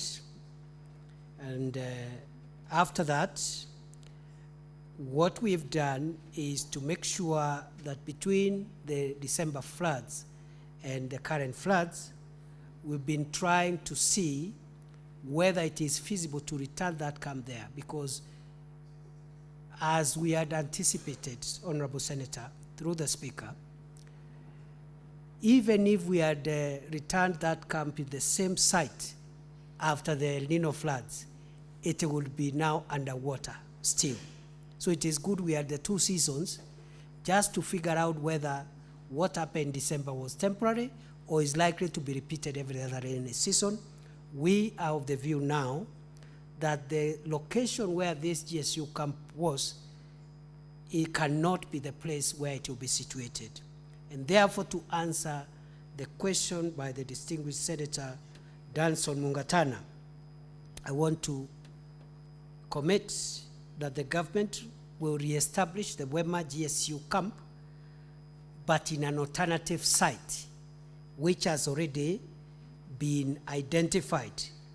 And that site, that place, the site, the new site, is Kulesa, is somewhere in Kulesa village, Maziwa sublocation, Salama location, Tana Delta sub-county. That area has been identified by our security committee in Tana River in liaison with the community there. And please, once again, because we don't want to have push and pull on security measures, the elected leaders there, to whom I am very grateful, like I am to all the other leaders, I have received as the security minister utmost cooperation from the leaders of Tana River County. I urge them and implore them, in case there are any issues on the site that we have identified, let us know in good time.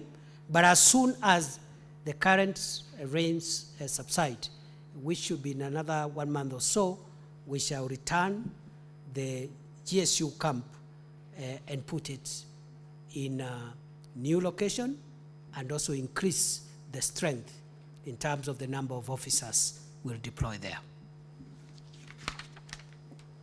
Senator Turkana, do you have, Senator Tana River, do you have a supplementary question? Thank you, Mr. Speaker. Bwana Speaker, mimi ninamshukuru sana waziri wetu wa usalama kwa kazi anayofanya Kenya na pia haswa kwa kazi anayofanya Tana River. Bwana Speaker, makosa yaliyofanyika mara ya kwanza walipokuwa wanaweka ile kambi ya GSU, hawakuongea na wananchi pale. Walienda wakatafuta mahali watu wa security peke yao na wakaweka mahali. Lakini nashukuru kwa sababu sasa amesema ya kwamba wameongea na wananchi, na kweli Kulesa village iko juu, na wakiweka hapo hatutapata hasara ya kuzama tena kwa hiyo kambi ya GSU. Asante sana Bwana Waziri. Kitu ambacho umesahau ni kujibu sehemu ile yaliyouliza kwamba pengine ni lini ambayo unakisia tutaregesha ile kambi ya GSU, kwa sababu sehemu ile we waziri unajua haiko mbali sana na msitu wa Boni ambao uko na mushkil kila wakati. Kwa hivyo ungetupatia huo muda tungeshukuru. Swali langu la pili na la mwisho, Bwana Speaker, ni tena kuhusiana na usalama wa sehemu hiyo. Tunashukuru sana kwamba Bwana Speaker, waziri alitupatia sub-county mpya, na hiyo sub-county inaitwa sub-county ya Tarasa. Na Bwana Speaker, waziri aligazeti hiyo sub-county, lakini hakutupatia headquarters, hakugazeti headquarters. Na sisi tunasema namna hii, kweli kuna public participation inayofanyika, na pengine ulipata results ama ulipata majibu ya hiyo public participation, lakini baadaye kulikuja petition ama maombi ya kugeuza hayo mazungumzo yaliyofanyika.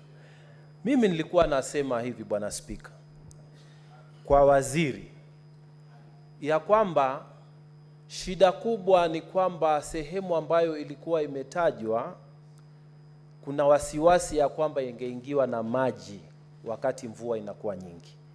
Kwa hivyo nilikuwa nasema badala ya sisi kuingia hasara kama vile tuliingia hasara ya kambi ya GSU, badala ya serikali kuu kuingia hasara kama hiyo, ingekuwa bora usifuate maneno yangu, usifuate maneno ya mheshimiwa mwingine ama viongozi wengine, lakini utume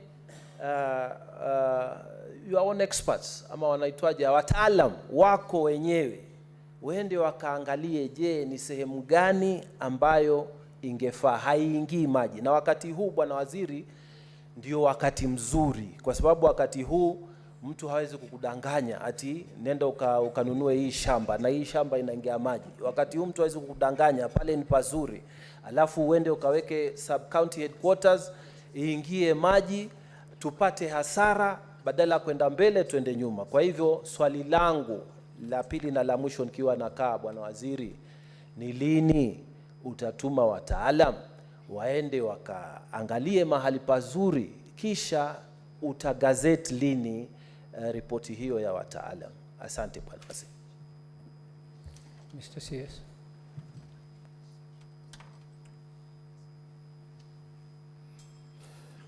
Asante sana Mheshimiwa Spika. Mheshimiwa Spika,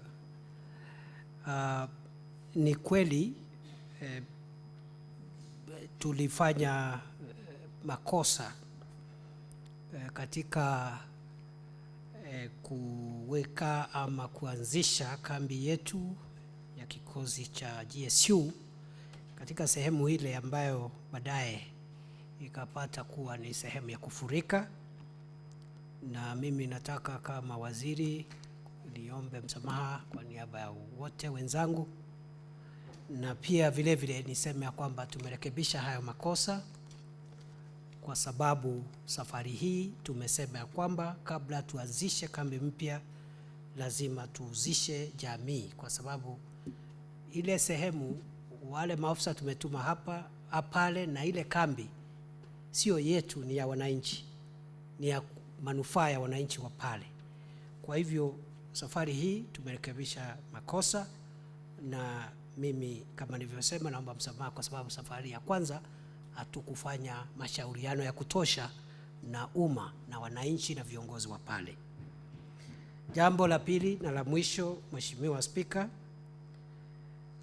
Senator wa Tana River Mheshimiwa Mgatana amezungumzia swala la kaunti ndogo ya Tarasa ambayo ilikuwa ya kwanza katika orodha ya zile kaunti ndogo 16 ambazo tulizitangaza tarehe 14 mwezi wa Februari. Na ilikuwa ya kwanza kwa sababu kati ya zile kaunti ndogo ambazo tulikuwa tunatangaza siku ile the most needed case ilikuwa na hitaji kuu, zote zilikuwa na hitaji kuu, lakini hiyo was a special case. That's why we started with Tarasa. Ni kweli vile vile hatukutangaza makao makuu ya kaunti ndogo, na ilikuwa makusudi kwa sababu wakati tunatangaza eneo la utawala kama sub-county na kuweka katika gazeti rasmi ya serikali, tunatangaza makao makuu kama jamii ya pale imeshakubaliana through a participatory process, na hakuna there is no difference of opinion. At least the majority of the people have agreed and there is evidence. Because once you gazette, kisha weka katika gazeti lazima ya serikali makao makuu, inakuwa sheria. La pili, hungetaka serikali iwe inaingiliana na wananchi wakati wanaamua mambo yao. Ungetaka serikali iwachilie wananchi waamue, wakipata maamuzi ya walio wengi, sasa serikali inakuja kutekeleza matakwa ya wananchi. Hiyo ndio maana ya public participation. Kwa hivyo, Mheshimiwa Spika, nataka niseme mambo mawili. Ya kwanza, kambi mpya ya GSU ambayo sasa tumekubaliana tutaiondoa mahali iliko tuweke mahali palipo juu, tutaiweka katika chini ya siku 30 kutoka siku ya leo. Vile vile, kwa sababu ile ni eneo hatari, kwa sababu liko katika pembeni pale, katika msitu wa Boni pale. Kwa hivyo tutafanya hivyo, na nimeshatoa amri kwa hao maafisa wangu wakuu wako hapa, afisa senior officers here, na hiyo kazi ya kutuba wataalam wasioegemea upande wowote kuangalia hali ilivyo sasa, kwa sababu maji yako katika zile sehemu ziko chini. Hiyo timu itatumwa ifikapo Ijumaa, na tutatarajia wapewe wiki moja ya kuleta ripoti, na hiyo ripoti ikikuja tutahusisha pia, tutajulisha viongozi, alafu tutaweka katika gazeti rasmi ya serikali mahali ambapo tutaweka. Sio hii hahitaji gazeti ya serikali, tutaanza kuweka kambi katika huo muda ambao nimesema wa siku 30. Kwa hivyo ni hayo tu kwa sasa. Nashukuru sana Mheshimiwa Speaker. Asante. What's your point of order? Mr. Speaker, Bwana CS alikuwa anaenda vizuri, akaongelea kuhusu kambi ya GSU, alafu akawa anaongea kuhusu ripoti ya wataalam ambayo ilikuwa inahusika na suala la sub-county headquarters, lakini kisha akaja, nafikiri hakumalizia hapo vizuri. Manake hayo ni masuala mawili tofauti. Angeelezea ni lini atatuma wataalam ambao wataenda kuangalia sehemu ambayo sub-county headquarter itakuwa, ambayo ni tofauti na ile ya GSU camp amemaliza nayo. Ni ile sub-county ndio iko kidogo na mushkil. Hapo tu kama angetuelezea vizuri. Asante. Sawa waziri. Ni kweli Mheshimiwa Speaker, nimetatizika hapo kidogo, na kama vile Senator Mungatana amesema, wataalam hawatahusika katika mambo ya kambi ya GSU. Wataalam wanahusika katika kuona ni mahali gani ambapo hakuna maji sehemu hii, ili tujue kama patafaa kuweka makao makuu ya kaunti ndogo ya Tarasa. Asante. Thank you. CS, Senators, I will allow supplementary questions. We will ask 3 questions. I'll take 3 questions for the CS to answer, and then the next 3 questions. The first 3 questions will be one from Julius Murgo being first, followed by Mohamed Faki second, and Senator Orwoba third. In that order, and very quickly, please. Thank you very much, Mr. Speaker. I would like to take this opportunity also to thank the CS for his efforts and his team. North Rift now is very peaceful. My question concerns the triangle sub-counties of one in Kerio Valley and the other one in Koloa in East Pokot or Tiati. And I thought the other one is in Sigor or that area, so that there is 3 legs standing together for the sake of security. And when answering the Honorable Senator for Elgeyo Marakwet, you did not mention of the West Pokot side. Thank you. Senator Faki. Thank you, Honorable Speaker. First of all, I want to also congratulate the CS for the good work he's doing, and also in the Coast Province on the fight against illicit drugs. I have 3 questions. One question on the issue of extrajudicial killings. I wanted the CS to confirm whether his government or the government policy is still to eliminate people extrajudicially. And so far I've had 3 people who have died suspectedly to be in the hands of the police. One is Saleh Ahmed Yusuf, formerly known as Kanderani, whose body was found beside the Malindi Highway sometime in March this year. The other 2 who were taken away by security officers is Jamal, who was taken away from Kidogobasi in Mvita constituency, Mombasa County, and Nabil Ahmed, who was also taken away from Makupa in Mvita sub-county. Maybe he may not have the answers ready, but we want him to explain whether it is still the government policy to eliminate people extrajudicially. Thank you.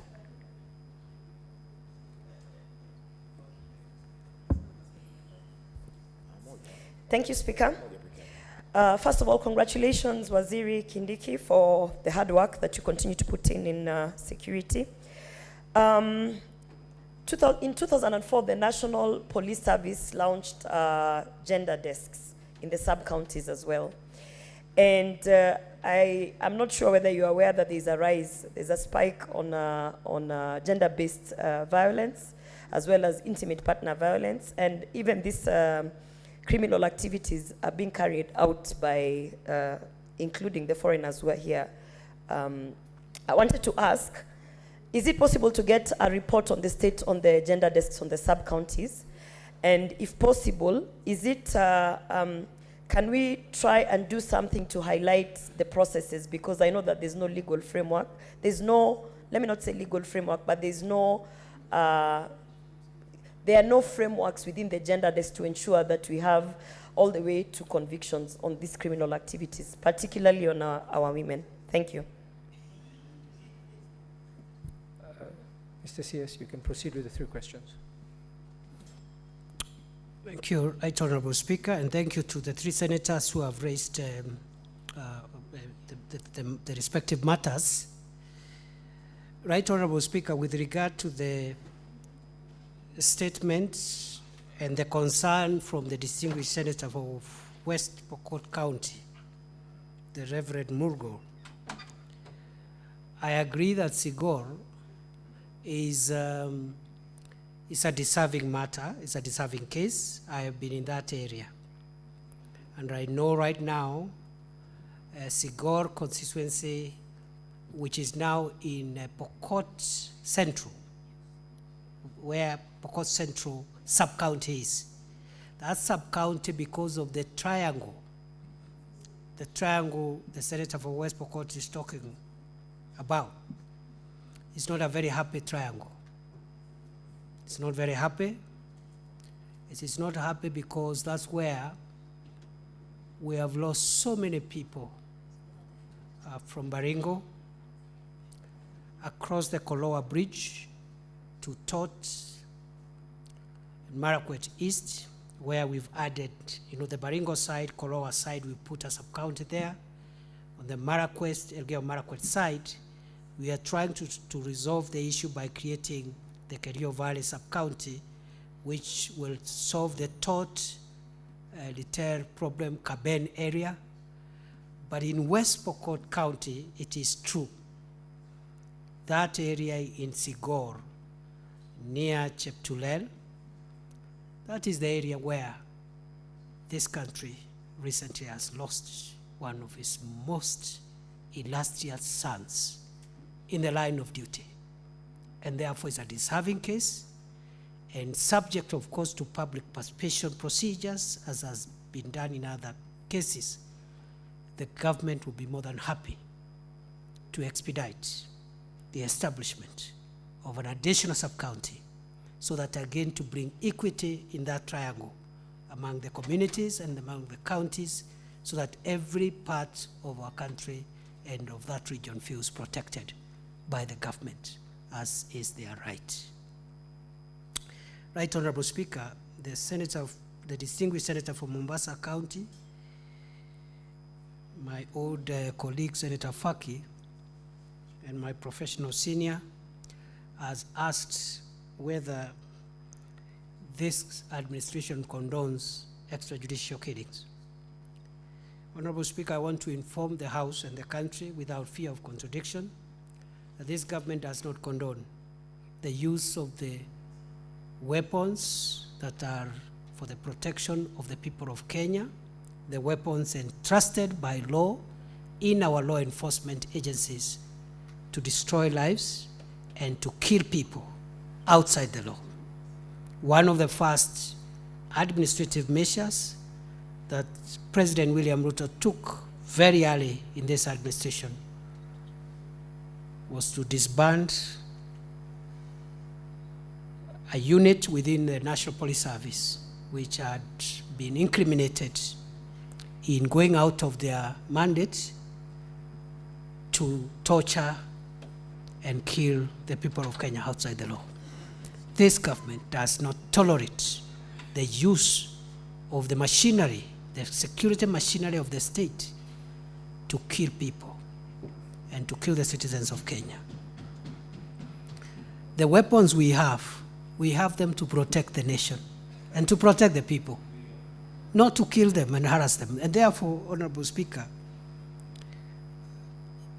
with regard to the three particular issues he has raised, I would encourage, so that we are structured and we are thorough and deliberate, if that request could come in terms of a specific question addressed with us, because we would like to know, for example, whether a report has been made and what's the OB number, so that the answer we give the House and the country is extremely accurate and can be relied on. So I will not comment on these individual cases unless there is a specific written question with information that can help us track whether a report has already been done, so that we can exactly identify, because people can just say, oh, Mr. So-and-so is lost, but where is? And one way of establishing, or rather helping the police and investigative authorities to investigate an issue, or even civil society to ascertain the truth, is when there is an OB number and somebody formally enters a complaint of a missing person or a person they suspect has been killed outside the law. I would request that to be provided. I would be more than happy to give feedback on those particular cases. I am glad the Senator from Mombasa started by appreciating what government is doing to fight drug traffickers and people who have profited from the lives of the people of Kenya by selling cocaine and selling dangerous drugs that has rendered a big number of our able-bodied and productive young people zombies and useless and unable to contribute to national building. I'm glad to hear that from the Senator of Mombasa. I want to assure you, Senator Faki, through the Speaker, and I want to assure the people of Kenya, the people of Mombasa and Coast region, the three greatest enemies to our sustainability as a nation: drug traffickers, terrorists, and other organized criminals, including the banditry cartels. Those ones, we will be very merciless with them.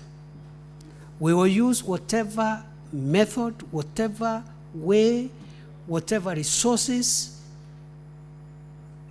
to bring down organized group of killers. And I want to isolate those three categories: drug traffickers who have destroyed many of our children. Secondly, terrorists who continue to hurt very many parts of our country. And thirdly, all those who are at the center of organizing and perpetuating organized crime, including banditry, will be very merciless with them. And the weapons that I talked about that we have in our possession are to help neutralize and bring those characters down. That's all what I can say. I submit. Thirdly and lastly, my good sister here, the distinguished Senator Oroba, has asked about the gender desk. It is true, Mr. Speaker, we've seen a recent spike in deaths which are related to gender. You know, our women, our children, our girls, daughters, mothers, wives, being killed brutally by people who either they are family members or intimate partners, neighbors, and this is worrying us. It is also true that we have had gender desks since 2004, and I want to promise the House, Senator Oroba, through the Speaker, and the country at large that this is a good moment for us to revamp the efficacy of those gender desks, but also to track the whole process and make sure the accountability bit leads to very harsh convictions for people who are killing our children, our spouses, our sisters, taking advantage of the very innocent setup of the relationship between men and women in a family setup or in the other social setup. So I want to even challenge Senator Oroba and the House and parliamentarians to help us as law enforcement to develop the policy framework that can track this problem and provide a solution beyond just having a gender desk where a woman can go and report crime, and have a register and find ways of humiliating and making and embarrassing all these people in our midst who are really attacking and killing our women, our children, taking advantage of their proximity through relationships and through family arrangements. I submit. Thank you, CS. We'll proceed to the next questions. I think I'll allow 4 questions because of time. In this order, Senator Mohamed Chute, followed by Senator Muthama Agnes, followed by Senator Veronica Maina, and lastly, John Kinywa, Senator John Kinywa. Very quickly, please. There's no time. Thank you very much, Honorable Senator, Honorable Speaker. Honorable Speaker, the last time the CS came before this House, I had 2 questions, supplementary questions. One question was the issue of NPR recruitment in Marsabit, and the second one was the issue of Ilret sub-county. And he promised us that time that it will take 60 days. And I want to thank him very much that he has kept his promise. The NPR recruitment has been done. They were well trained, and now all the NPRs have been deployed. The issue of Ilret he has just mentioned. I also thank him for that. And the question I have now, Honorable Speaker, is on the Hilo gold mining sites that was closed at 6:30 hours on 14th March 2024. I wanted to ask the Honorable Cabinet Secretary if he's going to call leaders from Marsabit County to discuss this issue of Hilo in the bell of Marsabit County. And on the issue of Ilret, I want the CS to visit Ilret if possible, to look at the living condition of the people, the police officers in that police station. Thank you very much. Thank you, Senator Chute. Senator Agnes Muthama. Thank you, Mr. Speaker. Let me first of all start by congratulating the CS. Whenever he's called here, he comes, unless he's very tight on his job. And I want to commend you for that, because there are many others who are called here and they don't appear. My question is about the recently gazetted sub-counties. Mr. CS, I remember very well when you entered your office, you called us as leaders of Machakos County, led by the governor, and we all came to your office and you requested us to give you our very first priorities that we need Machakos, to be done for Machakos. And we gave you Kalama to be separated from Machakos as a sub-county. We also gave you Kibauni to be separated from Mwala sub-county, and Modesi and Divine to be separated from Masinga. Mr. CS, one traveling from Masinga town to go to Modesi and Divine takes the same time that one travels to Nairobi or to Machakos. It is quite a distance. And you remember we also discussed about the bridge there, where people, just cross anyhowly. And we wanted to know when you are going to make a bridge there, even if it's to do something like what is in Mombasa, Likoni Ferry, to be able to, for those people to cross with dignity. Because the way they cross, even many of them are killed by crocodiles and hippos. Thank you, Mr. Speaker. I submit. Thank you, Senator. Senator Veronica Maina. Honorable CS, thank you for coming back to Senate, and thank you for the good job you are doing. We are proud of how you are managing the docket, and you are very aware and conversant of the issues that are being raised across the 47 counties. Now, my two questions are, I'm still not clear on how many sub-counties the ministry has so far gazetted and when they are going to be operationalized. I think it is important that we come out very clear on that issue because of the impact that gazettement has to any upcoming elections in 2027. That's one. And then the other issue... Senator Veronica, only one question, please.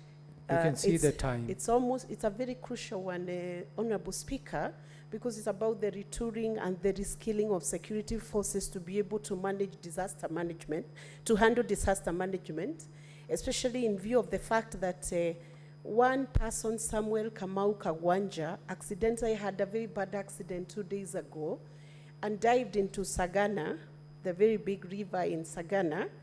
He has not been retrieved, neither has his vehicle been retrieved. And personnel who are believed to be Navy officers tried to retrieve and were unable to do so and exited the scene. I do not know whether you have information on that and what is the ministry doing to retool and reskill security forces to intervene in disaster management in a situation like what we are in right now in Kenya. The floods, the extensive floods. Is there any effort to retool, reskill at county level, sub-county level, so that we can have interventions that are critical to saving lives across the 47 counties? Thank you, Senator. Senator John Kinyo. Asante sana Bwana Spika kunipa fursa hii. Kwanza namshukuru waziri wa usalama kwa kazi nzuri ambayo anatenda. Si kwa mambo ya mafuriko na si kwa usalama peke yake. Lakini swali langu ni hili. Waziri, kuna hii idara ama taasisi ya IPOA. Sijui uhusiano wako unafanya kazi na wizara namna gani, kwa sababu nikitembea kaunti ya Laikipia, maafisa wengi wa usalama nasikia wakiwa wamevunjika roho bila motisha, kwa sababu juzi mahali kunaitwa Karionga askari wa NPR pigwa risasi kuuawa. Mahali kunaitwa Mutara, mzee wa kanisa ambaye anaitwa Muriuki alipigwa risasi kuuawa. Na hapo karibu kuna askari polisi, askari wa Astu. Lakini askari wanapofika na wanaona majambazi, badala ya kuwapiga risasi moja kwa moja, wanafyatua risasi hewani kwa sababu wanaogopa wakiitwa na hii taasisi ya IPOA, wao na familia zao watakuwa katika shida. Sijui waziri, hayo mambo ama mnafanya kwa njia vipi na hii taasisi, kwa sababu inavunja moyo askari wetu wa usalama. Nimekuwa nikiongea na wao, wanaogopa, wananiambia Senator, mimi nikipiga mwizi risasi nitaulizwa maswali, sasa nashindwa waziri kama IPOA ndio watakuwa wakitulinda ama ni askari polisi. Asante. Thank you, Senator. Bwana CS. Thank you, Honorable Speaker, sir. Honorable Speaker, with regard to those three questions, with your indulgence, I forgot to inform the House and the country that the question that was asked by Senator Roba on gender-based violence had a component on what we are doing on foreign nationals who come to the country, and then they start harassing, killing our women, our girls, and so forth. And I must say we've become extremely harsh on such people who misuse the hospitality of Kenya to come and cause us harm. And the reason I've mentioned that, Honorable Speaker, is because it should go on record that we are doing a lot, and we are deporting all characters who are misusing our hospitality, and we are not even thinking twice about it. And I want to particularly thank Senator Oroba, and I think the PS for gender, and all the women leaders here who helped us just this week to report a character who had attacked a disabled woman who was in a relationship with them. So I thought that should go on record. It's in the interest of the country. And I applaud you, Senator Oroba, and all the other leaders. Yes, just to interrupt you, the House will rise as soon as you conclude answering the questions, because we're already out of time. Okay. All right, thank you. Very well. Thank you, Speaker. Then the three last questions that have been asked by the various senators, Honorable Speaker. The first one is from the Senator for Marsabit, Senator Chute, and I'm grateful for the remarks he has made about me and the work we are doing together, and I'm also grateful for the support that he and the entire political leadership of Marsabit continues to give us as security managers, dealing with a very delicate county with a lot of dynamics, and thank you very much, Senator, for the good leadership. Honorable Speaker, we will be calling the leaders of Marsabit to discuss the closure of Jilo mining site in Dabel. We had a very bad situation in March. We lost 7 people as a result of violence which erupted in the mines. Part of that violence involved foreign nationals who are not Kenyans. We had to shut down that mine because it was a big threat to national security.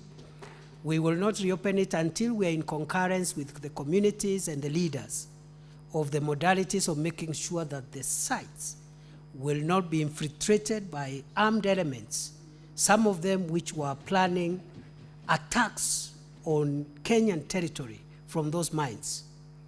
The place had been infiltrated by elements associated with terror groups and others associated with insurgent groups and fighting groups from other countries. And we had no option but to shut it down, cordon it off, and therefore we'll be calling the leaders of Marsabit in the coming weeks once the prevailing emergency goes down, so that we can sit down and discuss the modalities of reopening the Jilo mining site. I've been there in person, and it's a beautiful place, and the people of Marsabit and the people of Kenya should benefit from the huge wealth that is there, and but we will do so without national security and other fighting groups, even from outside our country, using that to stage attacks and cause instability in our land. Secondly, Honorable Speaker, the Senator for, and I'll visit Hilleret as requested by Senator Chute, and I'll inform him, and we will go. Senator for Machakos, the distinguished senator, my sister, Senator Kavindo, has asked about the request from Machakos. I want to say the following, Honorable Speaker, that when we published the Gazette notice of 14th February 2024, if you look at the diversity, the national diversity, which we are very keen to make sure we maintain, only 32 counties featured there. And we believe each of the remaining 16 counties, including Machakos, have deserving cases of not counties everywhere, but even lower level administrative units like divisions, locations, and sublocations. The request, particularly from the leadership of Machakos, is deserving. It's a large county, and some of the sub-counties like Masinga are big, and even lower level administrative units will be created. The next Gazette notice, which hopefully once we collect another cohort of counties, will implement as much as possible the recommendations and the wishes of the leaders of Machakos County and the public, so that that consultation we had is not reduced to just talking. Lastly, Honorable Speaker, is what has been raised by my brother, the Senator for Laikipia County, who I have very fond memories of our time together here in this house, because there was a time I got into trouble, political trouble in this house for no reason. And the Senator for Laikipia Counties is one of the 7 gallant senators who stood with me at a very difficult time and helped me to carry the cross because there was nothing wrong I had done, and helped me to bear the pain of what sometimes is bad politics in our country. So I'm very grateful to Senator Kinyua and the others, some of them left like Senator Cheragai. Now, Right Honorable Speaker, IPOA is a statutory body established under law. The mandate of IPOA is essentially crucial for the democratization and enhanced transparency and accountability of the security formations. It is in line with our constitutional order that says that national security organs must be subordinate to civilian oversight. That is why even the Commander-in-Chief of the Defense Forces is a civilian, to make sure that all national security organs, the National Police Service, the National Intelligence Service, the Kenya Defense Forces, are subordinated to civilian authority. And therefore, the role of a IPOA is important in our democracy, to make police accountable.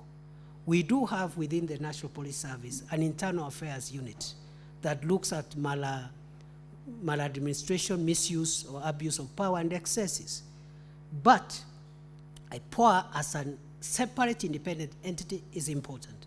However, and this is my last submission, Honorable Speaker, we are engaging with IPOA to increasingly sensitize them and that institution with due respect to concentrate on what their mandate is, and their mandate is to make sure that police officers, because they wield a lot of power because of the weapons and the law is behind them in terms of the actions and decisions they can take, they don't misuse those weapons and that power to harm the public or to conduct what Senator Faki was talking about, extrajudicial killings. However, what is not permitted is any excesses from any institution, including IPOA, to try and interfere with the sacred duty of our national security organs to protect the public and the safety of the people of Kenya. The fight against organized crime, including banditry, terrorism, etc., is a very serious and solemn engagement. It's not a laughing matter. And therefore, I would expect IPOA to rapidly arrest and prosecute an officer who is drunk and disorderly and goes to a bar, opens fire because he has drunk people's beer and has no money to pay for it. That officer should be arrested. And there are very few in our NPS. There are very few, a very small minority. The majority of our officers, Mr. Speaker, including our officers in the front line, protecting the country in very risky environments like the ones Senator Kinyua is talking about here, in the North Rift, in Northeastern, in Boni, the officers there are not having a holiday. They are confronted with great risk themselves to their own safety. And we have directed them to use the weapons they have to protect themselves and protect the people of Kenya. And there will be no officer who uses their weapons in accordance with the Constitution and the law of our country to protect themselves from criminals and terrorists, or to protect the people of Kenya. They will not be prosecuted by anybody. They will not be taken anywhere. We cannot allow our police officers to be brought down by the fire of a criminal. We cannot allow that situation to happen. And we have directed them, they must bring down dangerous criminals before they harm them. They must take them down before they take our officers down, or before they take the people of Kenya down, period. But police officers, the very few of them that sometimes go on excess and they are involved in very unrelated security issues, not related to security and law enforcement, and they misuse firearms. Those ones, we don't even need to be consulted. Even the IG told me it doesn't even need to be told, it doesn't need to give consent. Let them be prosecuted and let them be jailed for very many years. I submit.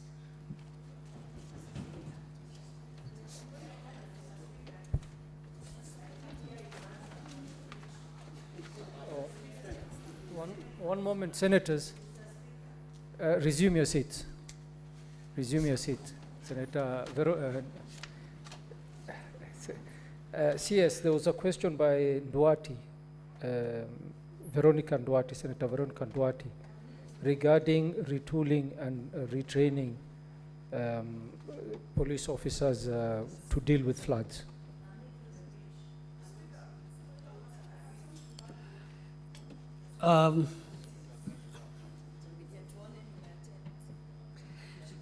Mr. Speaker, sir, it's true. Sorry, I forgot to respond to the request, the question by the distinguished Senator Veronica Maina, also a comrade in my previous life. We struggled together. Now, Mr. Speaker, it is true. We have to look at the curriculum that we teach our recruits. The issue of disaster management, disaster response should be as a very important component of the curriculum of every law enforcement and security official.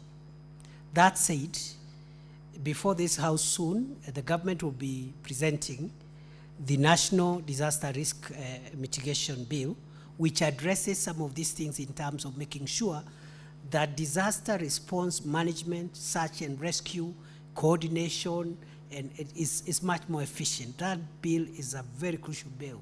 It will reduce the kind of incidents we are having when we have serious disasters like what we are having in the country. But in terms of our own officers, it's going to be an important part of the initial entry-level training curriculum, but also in terms of continuous on-the-job training for our officers. And also on that point, Right Honorable Speaker, the Coast Guard, we are modernizing and increasing the Coast Guard, because the Coast Guard is not just for protecting the territorial waters of Kenya, but also any inland activities where search and rescue in water-related situations is happening. The Coast Guard will be empowered to support those kind of rescues. I will check on that particular matter raised by Senator Veronica Maina, and outside the chamber, she is free to reach me so that we can give her feedback, which she can tell the people of Murang'a on where we are. I submit.